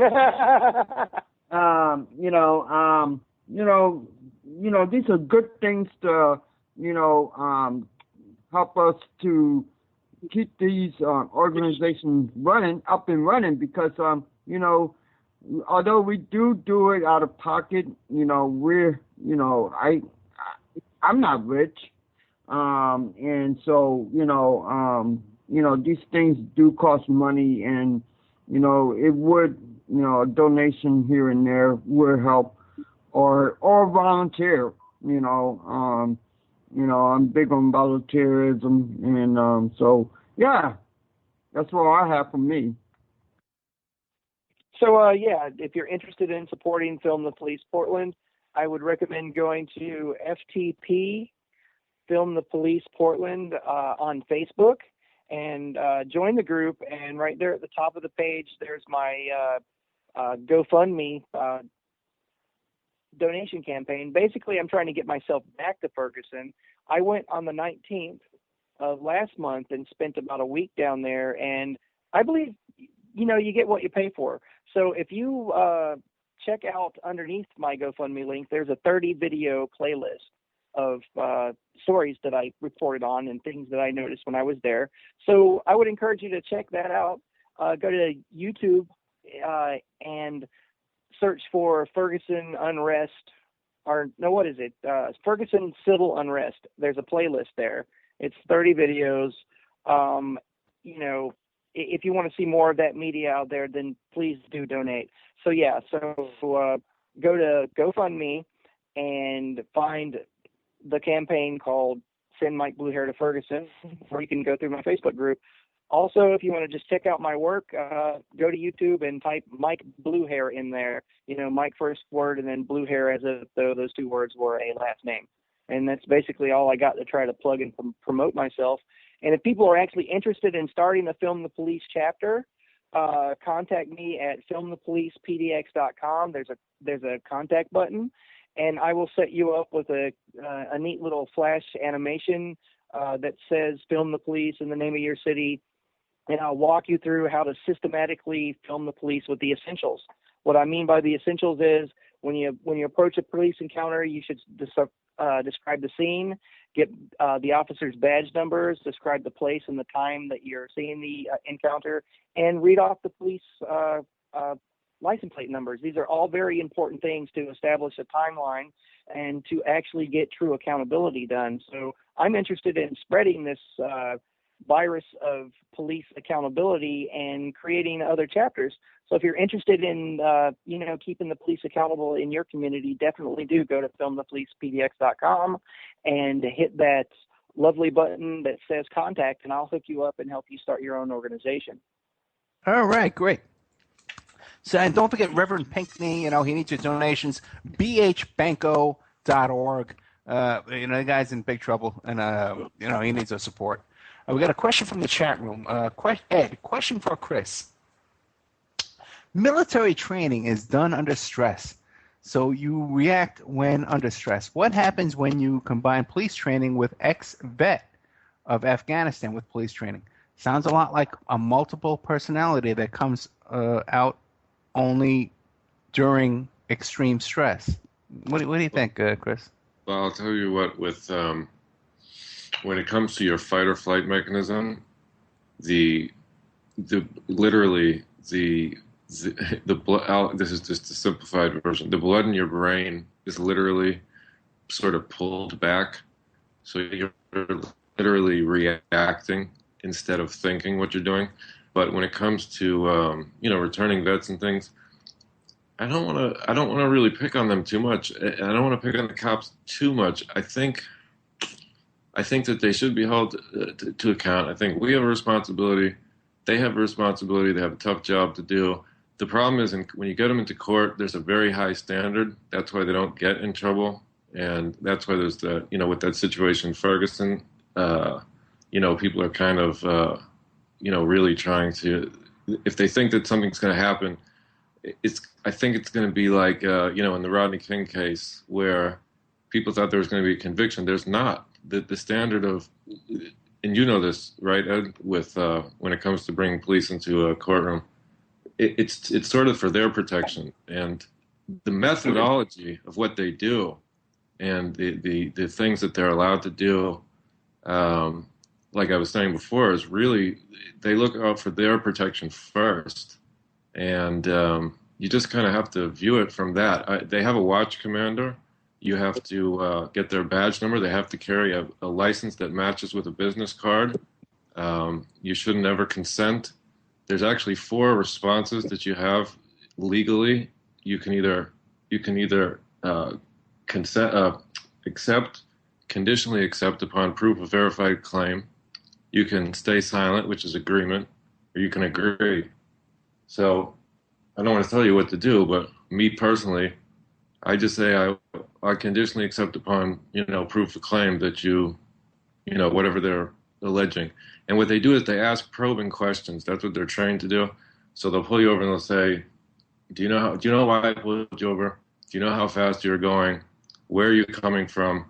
And these are questions to sort of incriminate you. And you're not obliged to answer. They are, however, obliged to provide you with who they are. So if you stay in the question when you're speaking to them, that's your best bet. And sometimes it's just best to stay silent. If you know that you're doing something wrong, if you were just speeding, you can kind of cooperate to an extent, but just remember that there's unions and it is a club, and I would say get to know your local sheriff and get involved locally. But with the different psychologies and stuff, that's tough because I don't want to make blanket statements. I know that there are issues with HGH, gamma butyrolactone, different mood and mind altering drugs. When they have to go and see the local the shrink, they're on different medications as well, just like the general public is, and they're civilians as well. I know that they're being trained to look at everyone else as like that they almost are seen as a paramilitary type of that's the kind of the new training that they go through, but they're civilians also. And a society is measured by the methods that its police use to police the general populace. So just get to know your local sheriff and, know your rights and act locally. Is my audio cutting in and out? Yeah, let me ask you guys a question, man. Now, a lot of people out there, in this kind of alternative community that we're, involved with, they seem to think that the local sheriff is some kind of a better kind of cop and has more of our interests in mind. I can tell you right now, the guys who are sheriff here in Vegas are being picked by the same people. These guys are not our friends whatsoever. The guys who are winning sheriff's office. So, I'd like to address that. The potentiality for a sheriff being able to help you in a local way is greater for this reason. If you actually look at the way our laws are constructed, the legal fictions of our laws are constructed nationally, the sheriff is literally the most powerful elected official. Like, literally, if the military want to do a maneuver or an exercise in a county and the sheriff doesn't want them there, the sheriffs can say, no, not in my county. And since sheriffs are publicly elected, there's a possibility of you being able to, A, elect a decent sheriff, and B, that sheriff being able to challenge tyrannical federal powers. But, I mean, there's books written about this. But the sheriff is literally the most powerful elected official. I mean, as far as, having a legal power and authority. Yeah, I'm aware of all that, but in practice, though, man. In practice, there's theory in practice. But I think that's where that cultural alternative, subversive perception exists because of that potential, I believe. Yeah, because, I actually I moderated and hosted the sheriff debate here in Vegas. And wow. And I met them all, yeah. And except for the 3 coronated ones who don't bother to show up. Joe Arpaio, man, that guy is such a Nazi. Sheriff Joe from Arizona. My goodness. Well, that's Nevada. That's Arizona, not Nevada. But. Sorry, not Nevada. Yeah, Arizona. Yeah. Joe, I met him once actually. Really? He is creepy. Yeah, he's a creepy man. And it's interesting. I met him in one of his jails actually. And it's interesting though how people think like, oh, he's the people's sheriff, and he's for us. No way, man. If you're a civilian, you're on the other side of the aisle in the courtroom. He's against us. Right. This guy wants to put us in jail. This guy's doing no favor. Right. And whatever he's doing with this Obama birth certificate is no favor to you or me. I don't know what he's doing with that, but trust me, man, it's not in our benefit. Yeah, it's just another divisive issue between right and left, as far as I'm concerned. I don't know, man. Being an anarchist, I hate both parties equally. I have ire for both parties equally. But that's my own little opinion. We're all beautiful snowflakes. Well, me, I hate both parties and anarchists. I hate them all. Right on, cool, good. I was not. Go ahead, guys. Yeah. I respect free will above all things. I love you, man. I think you should hate anarchists if you want. No, I was an anarchist. I was an anarchist. Nice. Are you done? Yeah. Okay, Vic.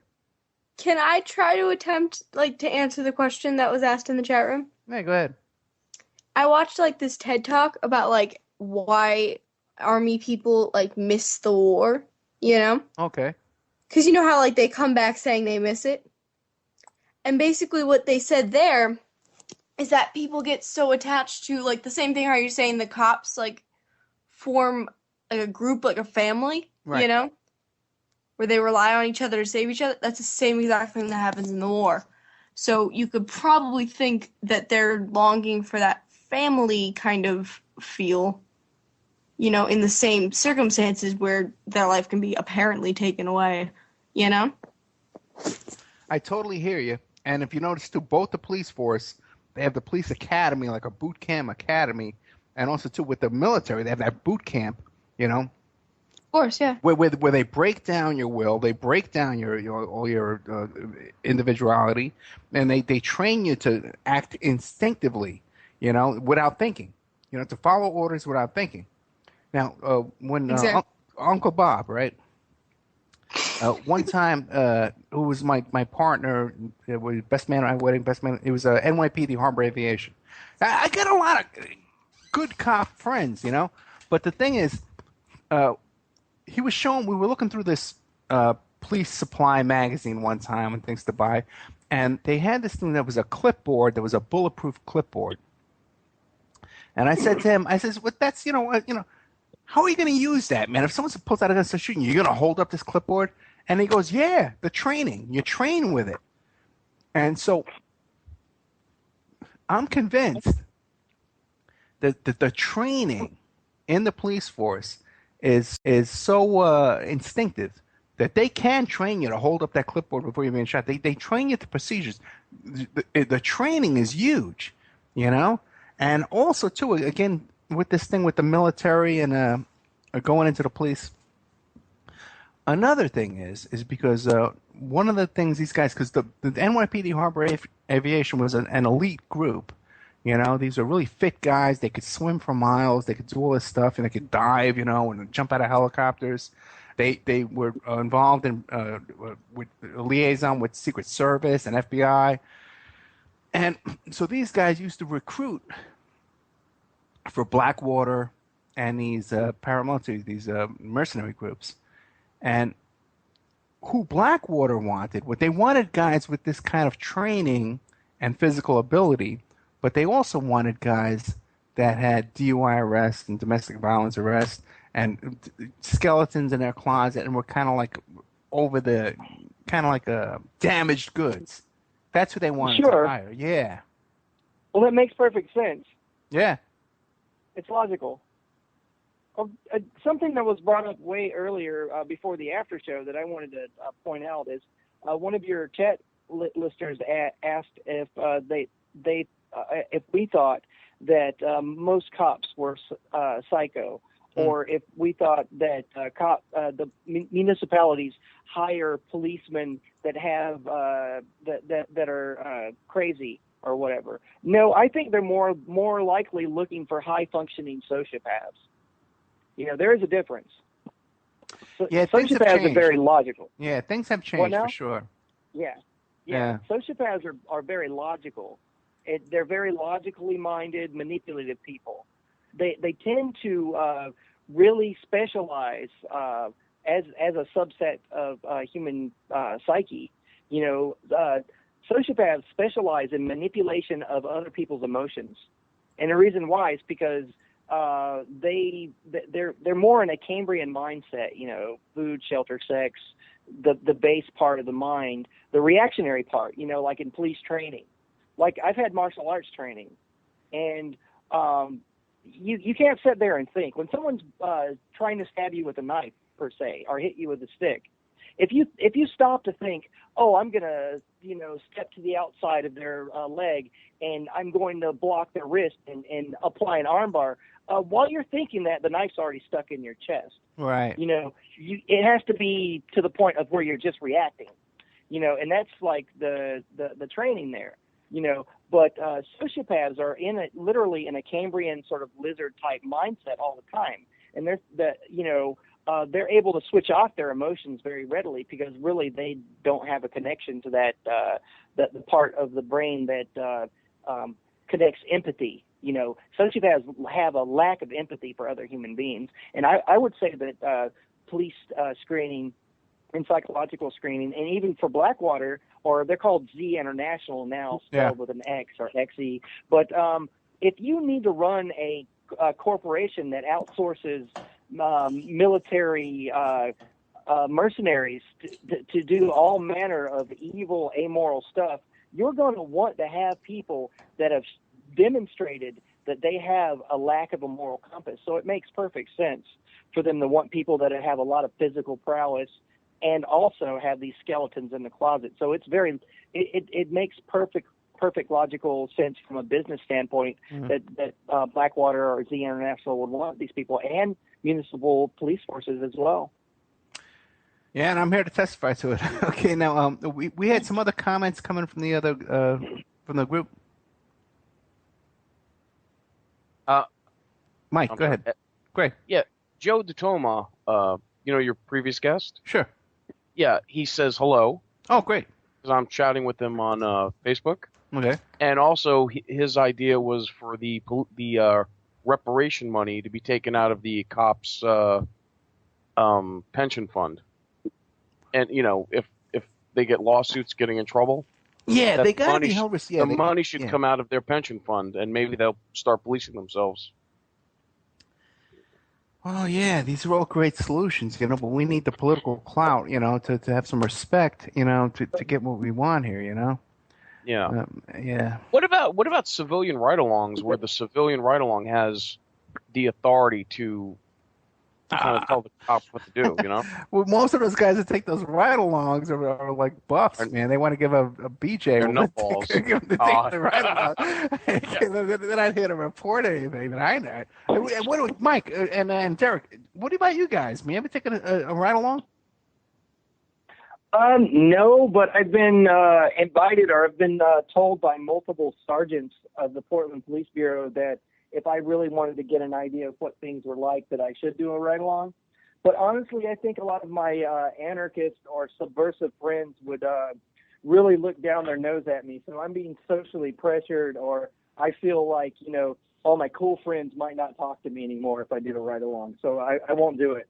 Yeah, you got to keep that table, man, at the lunchroom there. I do. It's very important. They'll kick you out. What about you, Derek? You ever thought of that? Might have lost him. Derek?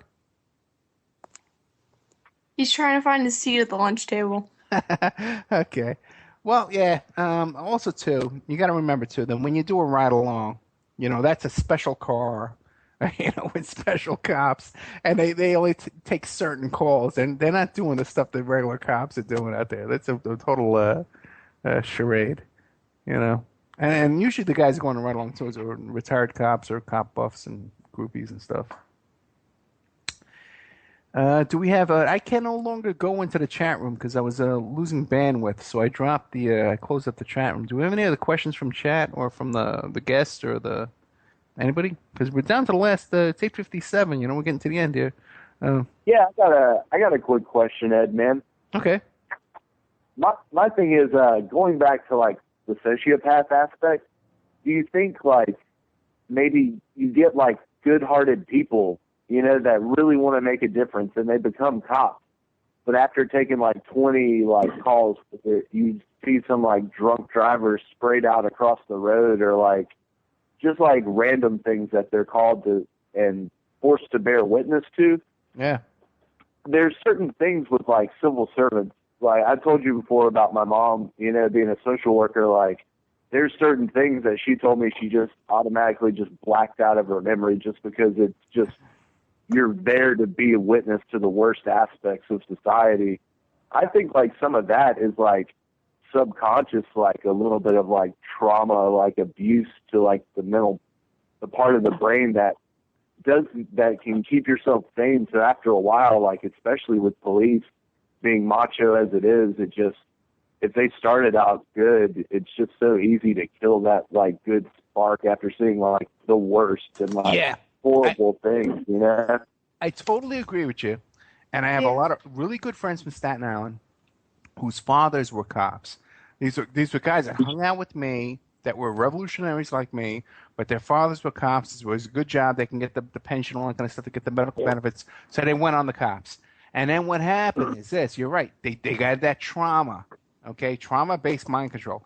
They had the trauma and the conditioning and the training. But one of the things was that really caused friction in our lives was that they could not tolerate any kind of argument or disagreement in their life, because when they're wearing that uniform, they don't want to hear any argument. They're always right, and they have that authority.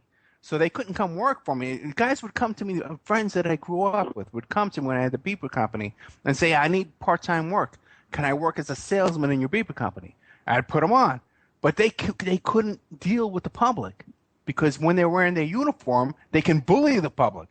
But when they're wearing a suit working for me, they couldn't bully the public, So that's a whole issue. That you're right. It changes people. Guys, absolutely. Yeah. Who was that? Oh, that was Mike. I was just saying absolutely. Yeah, right. Amen. Guys that are nice guys. Leftists, friends of mine. Revolutionaries. Yeah. I feel like, too, that when you put anyone in power, you always kind of become a little corrupt. Like, you know? Yeah. If you get what I mean? Because, Go clean you your know... room. Sorry, I slipped. Do you see what happens when you put my dad into power? See what happens? All right, whatever. I care. Okay, listen, guys. It's 9:00. Let's take a nice little musical break. Everybody wants to go on for another half hour, an hour? Yeah, I can do that, man. Yeah, I know it. Okay. All right. Let's take a little break. We're here with Derrick Revies from Film the Police, Minneapolis. Mike Bluehair from Film the Police, Portland. We're here with Mike Gray from InfinityHomeplans.com. Josh from Bookhouse Music. Bookhouse. Josh? Yeah. My band's called Bookhouse. Website's bookhouse.bandcamp.com. Bookhouse.bandcamp.com. Victoria Opperman from cleanherroom.com. And teentruth.com, Teen Truth Radio on CJ Mars Radio at 1 o'clock in the afternoon, Saturdays. Christian Wallace from, Infornation on CJMarsRadio.com. We're here with Cindy Jean-Pierre, the beautiful host, the owner of the station CJ Mars Radio, and my beautiful producer, Anne Francis Eulalie, who that was her slave name, now known as Mohammed Eulalie, and we have her with her here as well. She's kind of silent, but because you say things like that. Yeah, I know, that's right. I abuse everyone around me. Yeah. Because of my training. Okay, so we'll be back after this nice little musical break. And take it away, Cindy. All right, welcome back to the Opperman Report, and you were just listening to good old Woody Guthrie. I've got to know friends, and I love that song. I really do, right, Vic? And we're here tonight with we had a great show with the Reverend Edward Pinkney. God bless him. I didn't even ask him how old he was, but it's interesting because here's this guy been fighting his whole life, man, for all of us. But we're joined, we got Derrick Revies, Michael Gray from InfinityHomeplans.com, Josh Brookshire from Bookhouse, his band Bookhouse. Joe DeToma has joined us. Joe DeToma was on a show a couple of weeks back. We did a special show with Joe DeToma on Shake and Wake. And he has a lot of information. A fascinating guy, Joe DeToma. And he has some stuff he wants to add tonight about this police situation. And Joe DeToma is a guy that I'd like to hear more on the radio, maybe get his own show. We got Mike Bluehair. Mike Bluehair could have his own show too, man. The guy never stops talking, man. You gotta hit the mute button when Mike gets Mike Bluehair. Hey, Mike, are you like Native American with the blue hair name? Actually, I'm Scottish, Irish, and Cherokee, but I don't think there's any blue-haired Cherokee people. So okay, maybe those people in the film Avatar, they had weird blue mohawk-looking things, if I remember right, and they sort of seemed culturally American Indian. Okay. The famous film Avatar, yeah. No, I didn't watch it, man. I don't watch that kind of stuff. And then we got Victoria Opperman, host of TeenTruth.com. And best kid in the whole world. And she really is, man. My kid's the best, man. I brag about this kid all the time. I'm so proud of her. Best kid star. And straight A's in school, man. I never have any problems with this kid whatsoever. Yeah, that's not true right now. Well, your grades are great. Don't worry. Okay? Don't beat yourself up. Christian Wallace, host of Infornation on CJMarsRadio.com, Wednesday nights at 6 p.m., right, Chris? Yeah, everybody. And you're 6 your time, 9 my time, Eastern. Okay, so it's 9 Eastern. Yeah. So Joe DeToma, my good friend, I love you. Me and Joe are part of this group on Facebook that is we're getting some gold mine information in that group. It's a group of Maury Terry, who wrote the book Ultimate Evil about the Son of Sam investigation and the connections to the Process Church. And Joe's kind of an expert on that kind of topic there. But Joe, you wanted to chime in on this stuff with the cops? Oh yeah, I haven't listened to the program tonight. Oh, Sorry no. about that. But so I don't know what you guys got into already. But my thoughts on it have been that since 911, I don't know if you guys get into the touch this subject, but since 911, this has been going on with the police becoming more militarized. And apparently, the police take a lot of training from the Israeli Defense Forces now. Right. So, and they're taking no prisoners type of police department. So I think that's one of the reasons you're seeing this. And my suggestion, like I said, was, every time that someone wins a case against police brutality, take the money out of the police retirement fund, and you will see the police themselves, because otherwise they live in an insular community. They hang out only with cops. Right. They do only cop things. They by choice. In England it was such a bad problem that police were actually buying up whole neighborhoods and living next to each other. So they actually had to pass a law that in England that cops couldn't mingle like that. They had, you have to be part of the community. You can't insulate yourself, then you become a military operation, not a police department. So my thought was take the money out of the police retirement fund. Now they're going to police themselves. Let me interrupt you for a second there, Joe, because one point is you mentioned about how cops are being trained in Israel, right? And I know a little bit about that too, because especially after 9/11, there were all these there's money that was thrown at that, over the barrel fulls of cash, and guys who we know were going to Iraq and training people. Guys I know were going for $50,000, $80,000, $100,000 contracts, going to Iraq and doing these little training seminars for 5 days. And it was total crap. I'm talking about they would go to Iraq, stay in a hotel, and do a diving seminar training, a rescue diving in the hotel pool, and then fly back with $150,000. So all this stuff about, and I see a lot of it online about, these guys were trained in Israel, blah, blah, blah. But how much of that training is real training and how much of it is just cash being passed around? I don't know. Well, what you got to remember is that we trained the IDF. Right. Special Forces, Green Berets, back during the Vietnam War, were training the IDF. These guys came right out of Operation Phoenix in Vietnam, where it was an assassination plot. That whole Operation Phoenix, which they eventually said they outlawed, but no one really thinks they did, could be the reason for serial killer problems we have today. These guys, Bill Menser, who's called Manson 2, was a Marine LRP trained in the Operation Phoenix. Arthur Shawcroft too, yeah. Yeah, those guys went to Israel and trained the IDF. So they were trained in serious.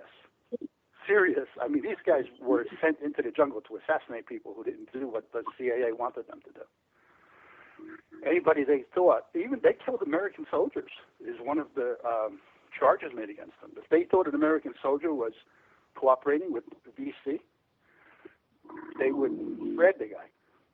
So, I mean, this was a serious group of people, and those are the guys that trained the IDF. Wait, Joe, you're saying that Mensker went to Israel to train the IDF? No. I'm saying Menser was part of LRP training. There was a camp in Vietnam called Camp Recondo, where if you didn't make it to Special Forces training at Fort Bragg, you could train in country. And it was a shortened version, but it was a live fire training. So, but those guys went into this Operation Phoenix. And Aquino was in Phoenix too, right? Aquino was in charge of Phoenix. Yeah. Right. Really? John DeCamp, the famous author who wrote the Franklin cover-up. Yeah. He was in Operation Phoenix with Colby, who was the head of the CIA afterwards. Right. I think Colby turned up dead when he was caught helping John DeCamp investigate the Franklin cover-up. Wasn't Oliver North involved in that too? Oh yeah, oh yeah. I know guys that have told me that. Joe, 1 second. We have somebody with their audio. They're like choking or coughing in the background. Do we need to send an EMT? I think I might need the Heimlich maneuver. Yeah, everybody mute up while Joe's talking because there's a lot of good information. Sorry, man. Sorry. That's okay. Who's ever dying on the show tonight, or just I don't know how to mute my audio because I'm actually on a phone. Well, we're trying. Walk away from the phone. I'll just walk away from the phone and choke to death. If you're choking to death, try and hold one hand over the mouthpiece on the phone. Okay. All right. Hey, Joe. Charger. You know when you plug it in, it makes that noise. How many people died in Operation Phoenix, and how did they die? What know what I mean? There's two numbers I've heard. One is something like 21,000 people, and the other number that the Vietnamese say is something like 44,000 people. Yeah, 40,000. Yeah. And they were assassinated. Some of them were.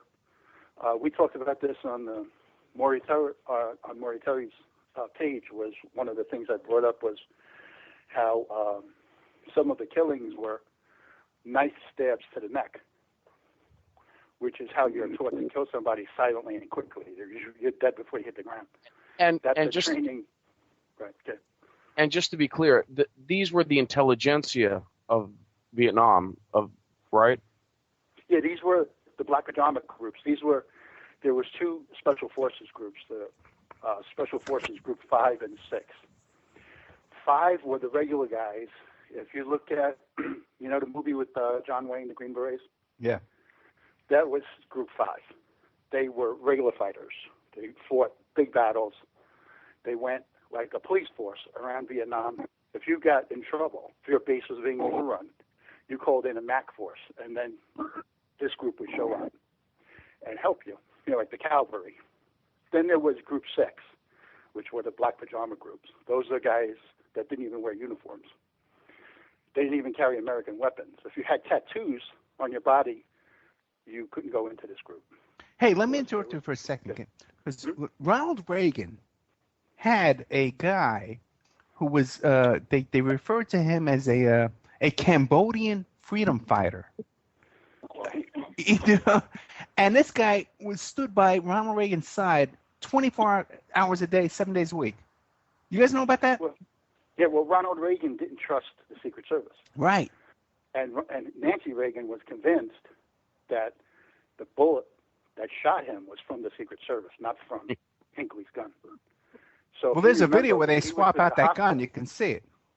Yeah, when he was in the hospital, they called in SP Navy Police off of, I think it was the U.S. Embassy, to guard in his hospital instead of the Secret Service. Who'd they call in? They called in military police, naval police, SPs. I didn't know that. But now, what about? Yeah. Are you familiar with that guy, that Cambodian freedom fighter that Reagan had? This guy was and I've seen pictures of him. Okay. This guy was a stone killer. Odd job. Worse than no. He was real skinny, and one time they showed him peering out of the Air Force One, like looking around, man. That guy was super scary, and Reagan had this guy with him all the time. Well, those guys were tough. I mean, I saw a documentary the other day on Channel 13. I think it was one of those Ken Burns documentaries about what went on in Cambodia after we left. Holy crap. Those guys, they were just stone cold killers. I mean, they killed millions of people. Yeah. And this one guy just perfected a way to strangle somebody. It was like they were just stone cold killers. Until today, they're surprised that they're not in jail.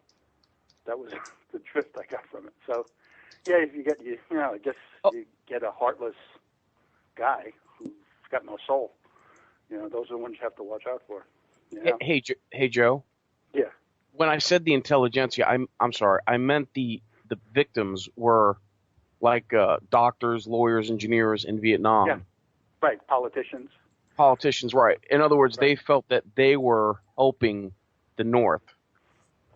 And right. Anybody Right, and they tagged anybody as helping the North who wouldn't go along with the CIA's drug program. Right. And these were people that had houses, so they would get letters by government officials to report, and if they reported, they were never heard from again. Right. And then the ones who didn't, they just went and got. Right. Yeah. No, all those people were non-combatants. Most of the people killed in Operation Phoenix were non-coms. Yeah. So they it was an assassination plot. I mean, basically, that's all it was.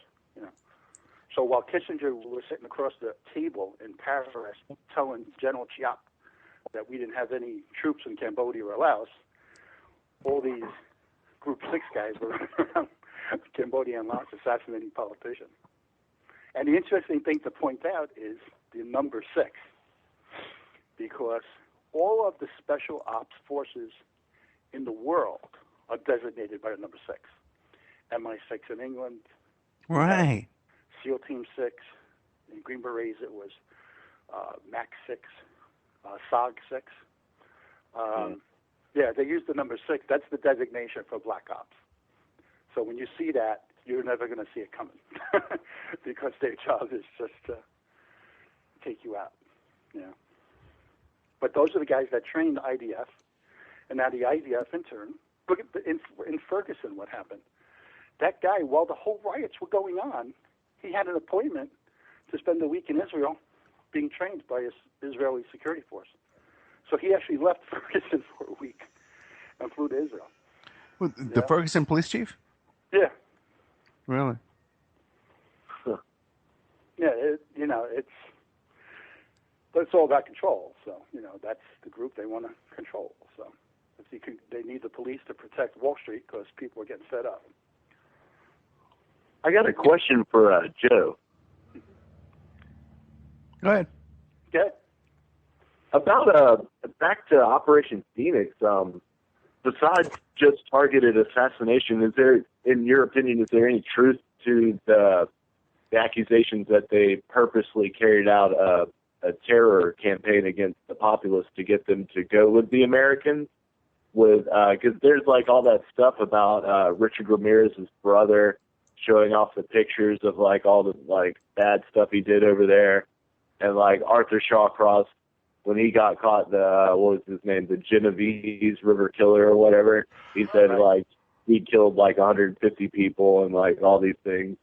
Right. Like, what do you think about that, sir? Well, I think that I would give them credence because you can't kill 45,000 people without breaking some rules, and basically every rule, because we're not supposed to be doing that. Geneva.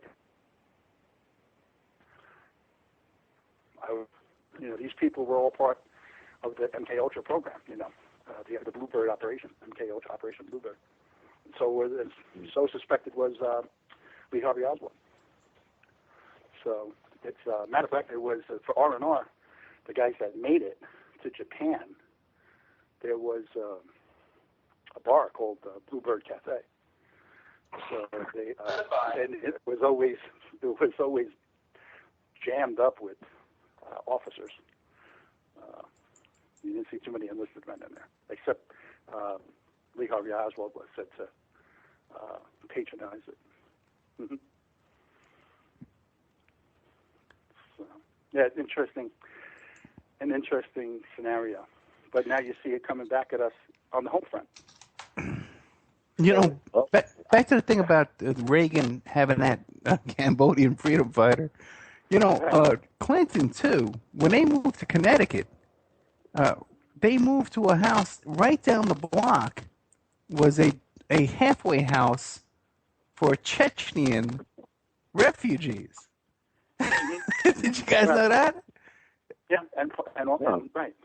Yeah, that's what they said in Oklahoma City bombing. One of the supposed people involved in that was a Kosovoian or whatever. Right, the Kosovos, yeah. Yeah, and he was the guy. You see the drawings of him. They always show him with like a baseball cap on. That he was seen hanging out with the kid that was killed, the soldier that they blamed it on. I forgot his name. Got a mind. Bizarre. Well, who? The soldier that they blamed for it. Oh, I thought you were referring to the Tsarnaev brothers. No. The guy they blamed for Oklahoma City bombing. Oh, Timothy McVeigh. McVeigh. Yeah. Right. People have spotted the two of them together just before they were picked up with that flat tire. The Chechenian guy, or they described him as a Middle Eastern guy, left McVeigh there, and he got picked up with the truck by the state troopers. Joe, when it's something like that happens, don't they have multiple patsies ready to go, just in case something happens to one? They've always got backup patsies. Yeah, yeah, and they'll bring them in from these countries. A big one now, and it's still left over from the Clinton administration, but they started to surface, is Albanians. We have a lot of Albanians that came in the country illegally, pretending to be Italian. Italian come from Italy. And my old neighborhood in the Bronx, where Ed might know, is Arthur Avenue. And that was a strictly mob, Italian-controlled neighborhood. The movie Bronx Tale, that's the neighborhood. And they brought in these Albanians, and they became ruthless. I mean, they killed low-ranking hoods that got in their way. They were just killing. So now there's a big fight that went on for years underground. Nobody heard of it, but a mob fight between the Italians and the Albanians. But they're brought into the country, and the way they get around it, from a source I had in the FBI, is even if they get caught selling drugs, they open up a pizza parlor and they'll sell drugs in the pizza parlor. They can't deport them back to Albania, because Albania is like where America was in 1860. There's feuds, and so they'll come up with an excuse and say, well, we can't go back. You can't send us back because we'll be killed if we go back to Albania. So the State Department steps in and tells the FBI, look, you can't send them back. Just, forget it, or hit them with a misdemeanor charge, So they basically run around the country carte blanche. And back then, during the bombing in Oklahoma City, it was the Kosovarians who were doing it. And because what happened is the CIA goes into these countries and they get them to do their dirty work. They are doing the Operation Phoenix type stuff in their own country. Hey, we got to get rid of this politician, this mayor in this town. He's not going along with the program. Boom, they take him out. And now they owe this guy. So, hey, you want to go to America? Okay, get on the next plane. Here's an Italian passport. Tell them you're with us and just go make a living for yourself, And before you know it, you've got thousands of them in the country. And that's what happens. And we wind up with these groups like the Filipinos and all these ruthless killers running around our country that were given carte blanche by the CIA as a favor, So you wonder why the serial murders in the United States are so high. Wow. Yeah, it's very interesting. Yeah. But, then you take things like 911, and there's your excuse for having a police state. There's something really to it, though. I mean, going Dave McGowan, even with, Programmed to Kill, I don't think it really can be, chalked up to, a, quote, conspiracy, unquote thing. When you look at all these people that were given to us between the late 60s to the mid 90s that were serial or mass murderers, and nearly every one of them had some sort of military connection. Exactly.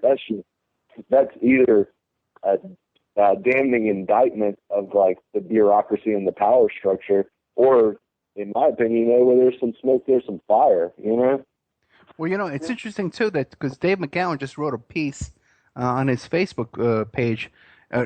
I recommend everybody to go to Weird Scenes Inside the Canyon and like that page and follow everything that's going on there. Because he just wrote a thing about how he totally agrees with what I'm saying about this gun grab and everybody, this gun control thing. That everybody thinks that everything the government's doing is based on taking everybody's guns, you know. And I totally don't agree with that. You know, I don't think all these school shootings and stuff like that is a big plan to take people's guns. I just don't see it. You know, and Dave is on that same thread as me. I don't know, man. I think me and Dave McGowan are onto a lot of the same stuff, but still, you know, who knows? Hey, you mentioned the Phil Hartman article on his page. Yeah. What was the gist of that? Well, that's a fascinating. It has the whole 911, all the calls and the police reports and stuff on the whole Phil Hartman death and his ex-wife there and her suicide.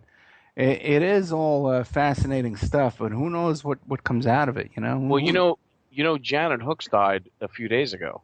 Who's that? Okay, Phil Hartman and Janet Hooks used to do Bill imitation or skits of Bill Clinton and Hillary Clinton on Saturday Night Live. Okay. Okay, and I always thought that how are they going to pay for this? And you know, Phil Hartman was murdered by his wife, and then she blew her brains out supposedly. And now Janet Hooks, she died of some, I don't know, like cancer or something. Yeah, they're not saying that's a big mystery. They're not saying what she died of. Yeah, right. And when she left SNL, guess what show she went to? Designing Women, okay? Which is produced by Harry and Linda Bloodworth Thomas, who are friends of the Clintons. Yeah.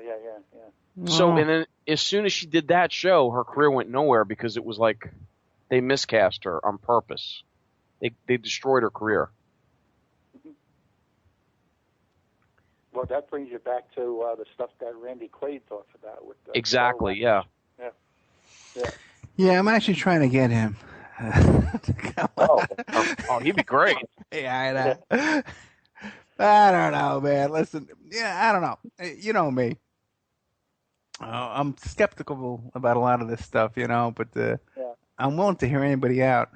So a lot of people think you have to have a big conspiracy, you have to have a large group in on it. But I've always said the best way to hide a conspiracy is behind an ego. Because you can't, one of the things I had to do years ago when I realized that everything I knew was wrong is I had to say to myself, you know what? You've been fooled your whole life. Everything you've been told is wrong. Everything you stuck up for in arguments with other people, you were wrong. So you have to bring yourself down to nothing. You have to kill your ego. And very few people are willing to do that because people like to be right. We always like to think we're the smartest people in the room, you know. I was the president of the Rotary Club, and I always said that everybody in this room thinks they're the smartest person in this room because it's a group of businessmen, you know. They run their own businesses. Their egos are, you know, you had to widen the door just to get into the room for an Rotary meeting. We just get the heads through the door, you know. But people are reluctant to believe that they're capable of being fooled. So when presented with situations, and the term for it is cognitive dissonance, when you're presented with a situation where you have to admit you're wrong, they can't. So they come up with the tin hat conspiracy or conspiracy theorists, widgets and hat, and right away the insults come out because they don't have an argument. So to make themselves feel better about the fact that they might lose this argument if it continues, they start in with derogatory terms. So the best way to hide a conspiracy, if you really are that far ahead of the crowd in planning these things, and that's what all these roundtable discussion panels are about, is how do you fool that many people with a little group of people? You can control a small group of people, but not a large group of people. And the best way is just let their egos do it for you. No one's going to believe that they're capable of being fooled their entire life because they're too smart for that. So you earn and you win. So that's the way I look at it. Is you can have a global conspiracy with probably 100 people, 300 people tops, because the rest of the people will never admit that you were wrong. And you just throw them a bone here or there, and you're in. You know. I mean, that's my opinion anyway. No, I follow you, and also too, one thing that always, when you got these kind of people, you know each other, you socialize with each other, your families marry into each other. You know, you have a bond with people you're involved in, just like with a drug conspiracy or a mafia conspiracy or whatever. You know, and when you hear these guys coming out and say, "Well, I'm a whistleblower and I'm gonna whistleblower," you got to really be skeptical on that kind of stuff because there's. You work with people and you go to picnics with people. And when you go out and go public and you're a whistleblower, you know, these people come back into your life, you know, and make recontact with you. So there's so much disinfo out there too, you know, with all of that. Oh boy, I got to tell you something. We've been going since like 4:00 and it's 9:36. Okay. This is a great panel, you know, but I'm exhausted. And yeah, and also too is you know the past 48 hours or so, man, it's just been a nightmare for me and my kid. You have no idea. And you know we have that GoFundMe as well. And if you go to GoFundMe and we'll just Google "Help Save My Family" by Ed Opperman. You know we need your help too. We need your support. We need your prayers. You have no idea what we're going through. If you go to the GoFundMe and Help Save My Family by Ed Opperman, you can read some of the updates that are going on there. But whatever we put out in the public is pretty much 10% of what we're really going through. Yeah. Yeah, so anyway, so we need your prayers and we need your support, okay? And also, too, you know, we all need your support. And Reverend Pinckney needs your support. He's facing 20 years. We got Derrick Revies here, man. He needs your support. Mike Bluehair, you know, we all need to support each other and help each other out as much as we can. So we're going to have to drop out and end the show. But I'd like everybody to, you know, give a plug and a goodbye and a final thought. Let's start with the good old Derrick Revies from Film the Police, Minneapolis. Well, good thought. I enjoyed the show. You know, this is my first time ever being on the Opperman, Ed Opperman show. You do have my prayers, and I wish I could fund you, you know, or send some funds your way. But you are, you know, you and your family are in my prayers. And thank you, brother.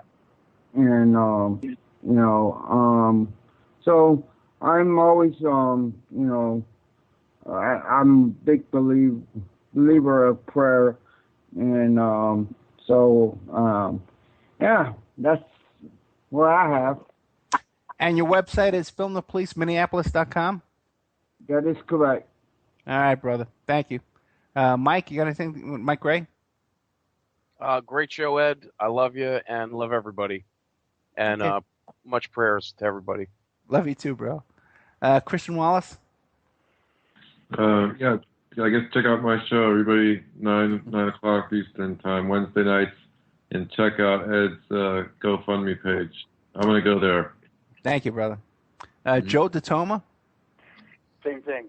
I'll be going to your GoFundMe page. Oh, great, man. Damn, I made some money tonight. Great. Yeah.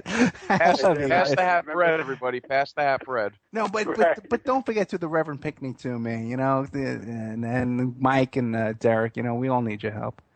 Josh, anything you want to leave us with? Yeah, I wanted to pay you a quick compliment, man. I was listening to NPR, man, and they're doing like their pledge drive, and they're talking about send your kid to radio camp. They can. Oh, we lost Josh? Yeah. Yeah, right. Just when he mentioned NPR, I tell you, it's the NSA. they shut him down, man. He probably hit the button by mistake. Mike Bluehair, what do you want to leave us with, brother? Well, I think it's very important that we do all support one another, and I just wanted to give compliments out to everyone I've heard, all your other guests. I mean, you guys are really smart people. I was just being educated and scribbling down notes about all this stuff from the 1960s and the MK Ultra stuff and the stuff about the Clintons. Yeah, man. I mean, I think it's important for us people that are voices in alternative media to, be a megaphone for one another. And what I'd like to leave your guests with is this: change a life pattern, people. Like the biggest thing the elites have done is convince us that we're powerless and that what we do doesn't matter, but it's quite the opposite. So it's our natural inclination as human beings to resist tyranny. So turn it into a pattern. Just change one little life pattern. If you don't like something a corporation's doing, don't buy their stuff. If you think petitioning is important, petition. If you want to start your own activist organization, do that. But don't sit around and wait for leaders. I highly recommend people just start doing things that they're passionate about, and we can change the world for the better. And that's what I'd like to leave with. I love you, Mike. Thank you, man. And you're welcome, brother. No, thank you, guys. And Ann and Cindy, you guys want to leave us with something tonight or what?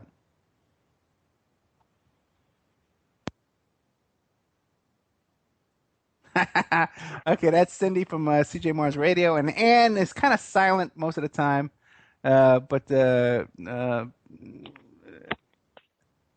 to say something? No, I'm here. Okay. Thanks for everything. Thank you. Thanks for sticking your neck out here, doing all this. Thank you for sticking labor of love. Yeah.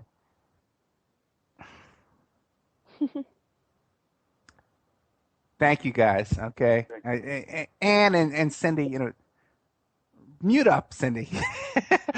Where you got echo come from you? But the thing is, man, you have no idea, man, how much I love these two women, Cindy and Ann, and how much they help and work 24 hours a day, really, man. And Christoph Moses and Keith Davis and Patrick. Did you ever find Christoph Moses? Yeah, we found him. Yeah, he's doing better. Yeah, he's the guy has migraines, that incapacitates him for weeks, and also internet and computer problems as well. But he's an artist and a musician and a cool guy and a soldier in what we're trying to do here. And I can't thank you all enough. And my daughter Victoria, I love you. I thank you for everything you do and support me and all this stuff like that. Okay, guys. Brought to you by Audible.com. Okay, audio trial, audibletrial.com, audio trial, whatever it is, / Opperman report. This is the kind of stuff we do to keep the bills and the lights turned on. And we do need your support, guys. Go to OppermanReport@gmail.com. And good man, God bless you, Reverend Pinckney, man. Thank you for years of service to all of us, and helping us out and fighting for our rights and our freedom, man. I love that guy. Yeah, he was a great guest. Absolutely. You gotta love him, man. Okay, but I think he'll make it through this, man. So, guys, good night. We'll see you next week. Good night. Week. Hey, who do we have a guest next week? I don't think we do. Ann? Not yet.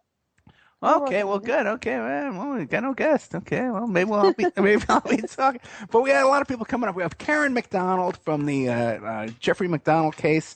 We have that guy Sutter, who's I got to call him up, who's the guy with the Russian 9/11. You never hear that story here in the United States at all. But there was a 9/11 bombing that took place in Russian apartment buildings in 1999, in September, by the way, as well. That was blamed on the Chechnyan terrorists that got. Yep, that was the FSB that did that. I've researched that one out. That was amazing. It's a great topic. Mike Bluehair. Mike Bluehair knows about it. Same thing happening, but no one knows about that. And people that have reported on that have been killed. Okay, so hopefully we'll get through that one too. Okay, we'll stumble our way through that one. Hopefully, bulletproof clipboard. There you go. Yeah, I know. Then we got this guy. We're trying to get this guy who wrote the book about the Crispo murder in New York City, the death mask murder that was involved with Son of Sam and all that kind of stuff. Whole bunch of Son of Sam type process church stories coming up. We're gonna have on the show. I hope. Yeah. Man, we got a gold mine of information over there, man. I know, man. Okay, then we got Ward Churchill's supposed to come on. Bobby Seale, Black Panther. I got another guy agreed to come on who was part of the Fred Hampton murder. Fred Hampton was one of the founders of the Black Panthers, and he wrote a book about the FBI murder of Fred Hampton. So we're going to do that show. So we got a lot of shows coming up. We just got to schedule it, and also too. Man, I would cut my pinky off to have a conversation with Bobby Seale. I mean, well, I hear you, brother. And you know what, man? This is what people don't understand. I get to meet and talk to the most fascinating, interesting people in the whole world, man. And that's, I live for that kind of stuff. And also, too, I idolized the Black Panthers when I was a teenager, reading about the stuff that the Black Panther Party for Self-Defense did.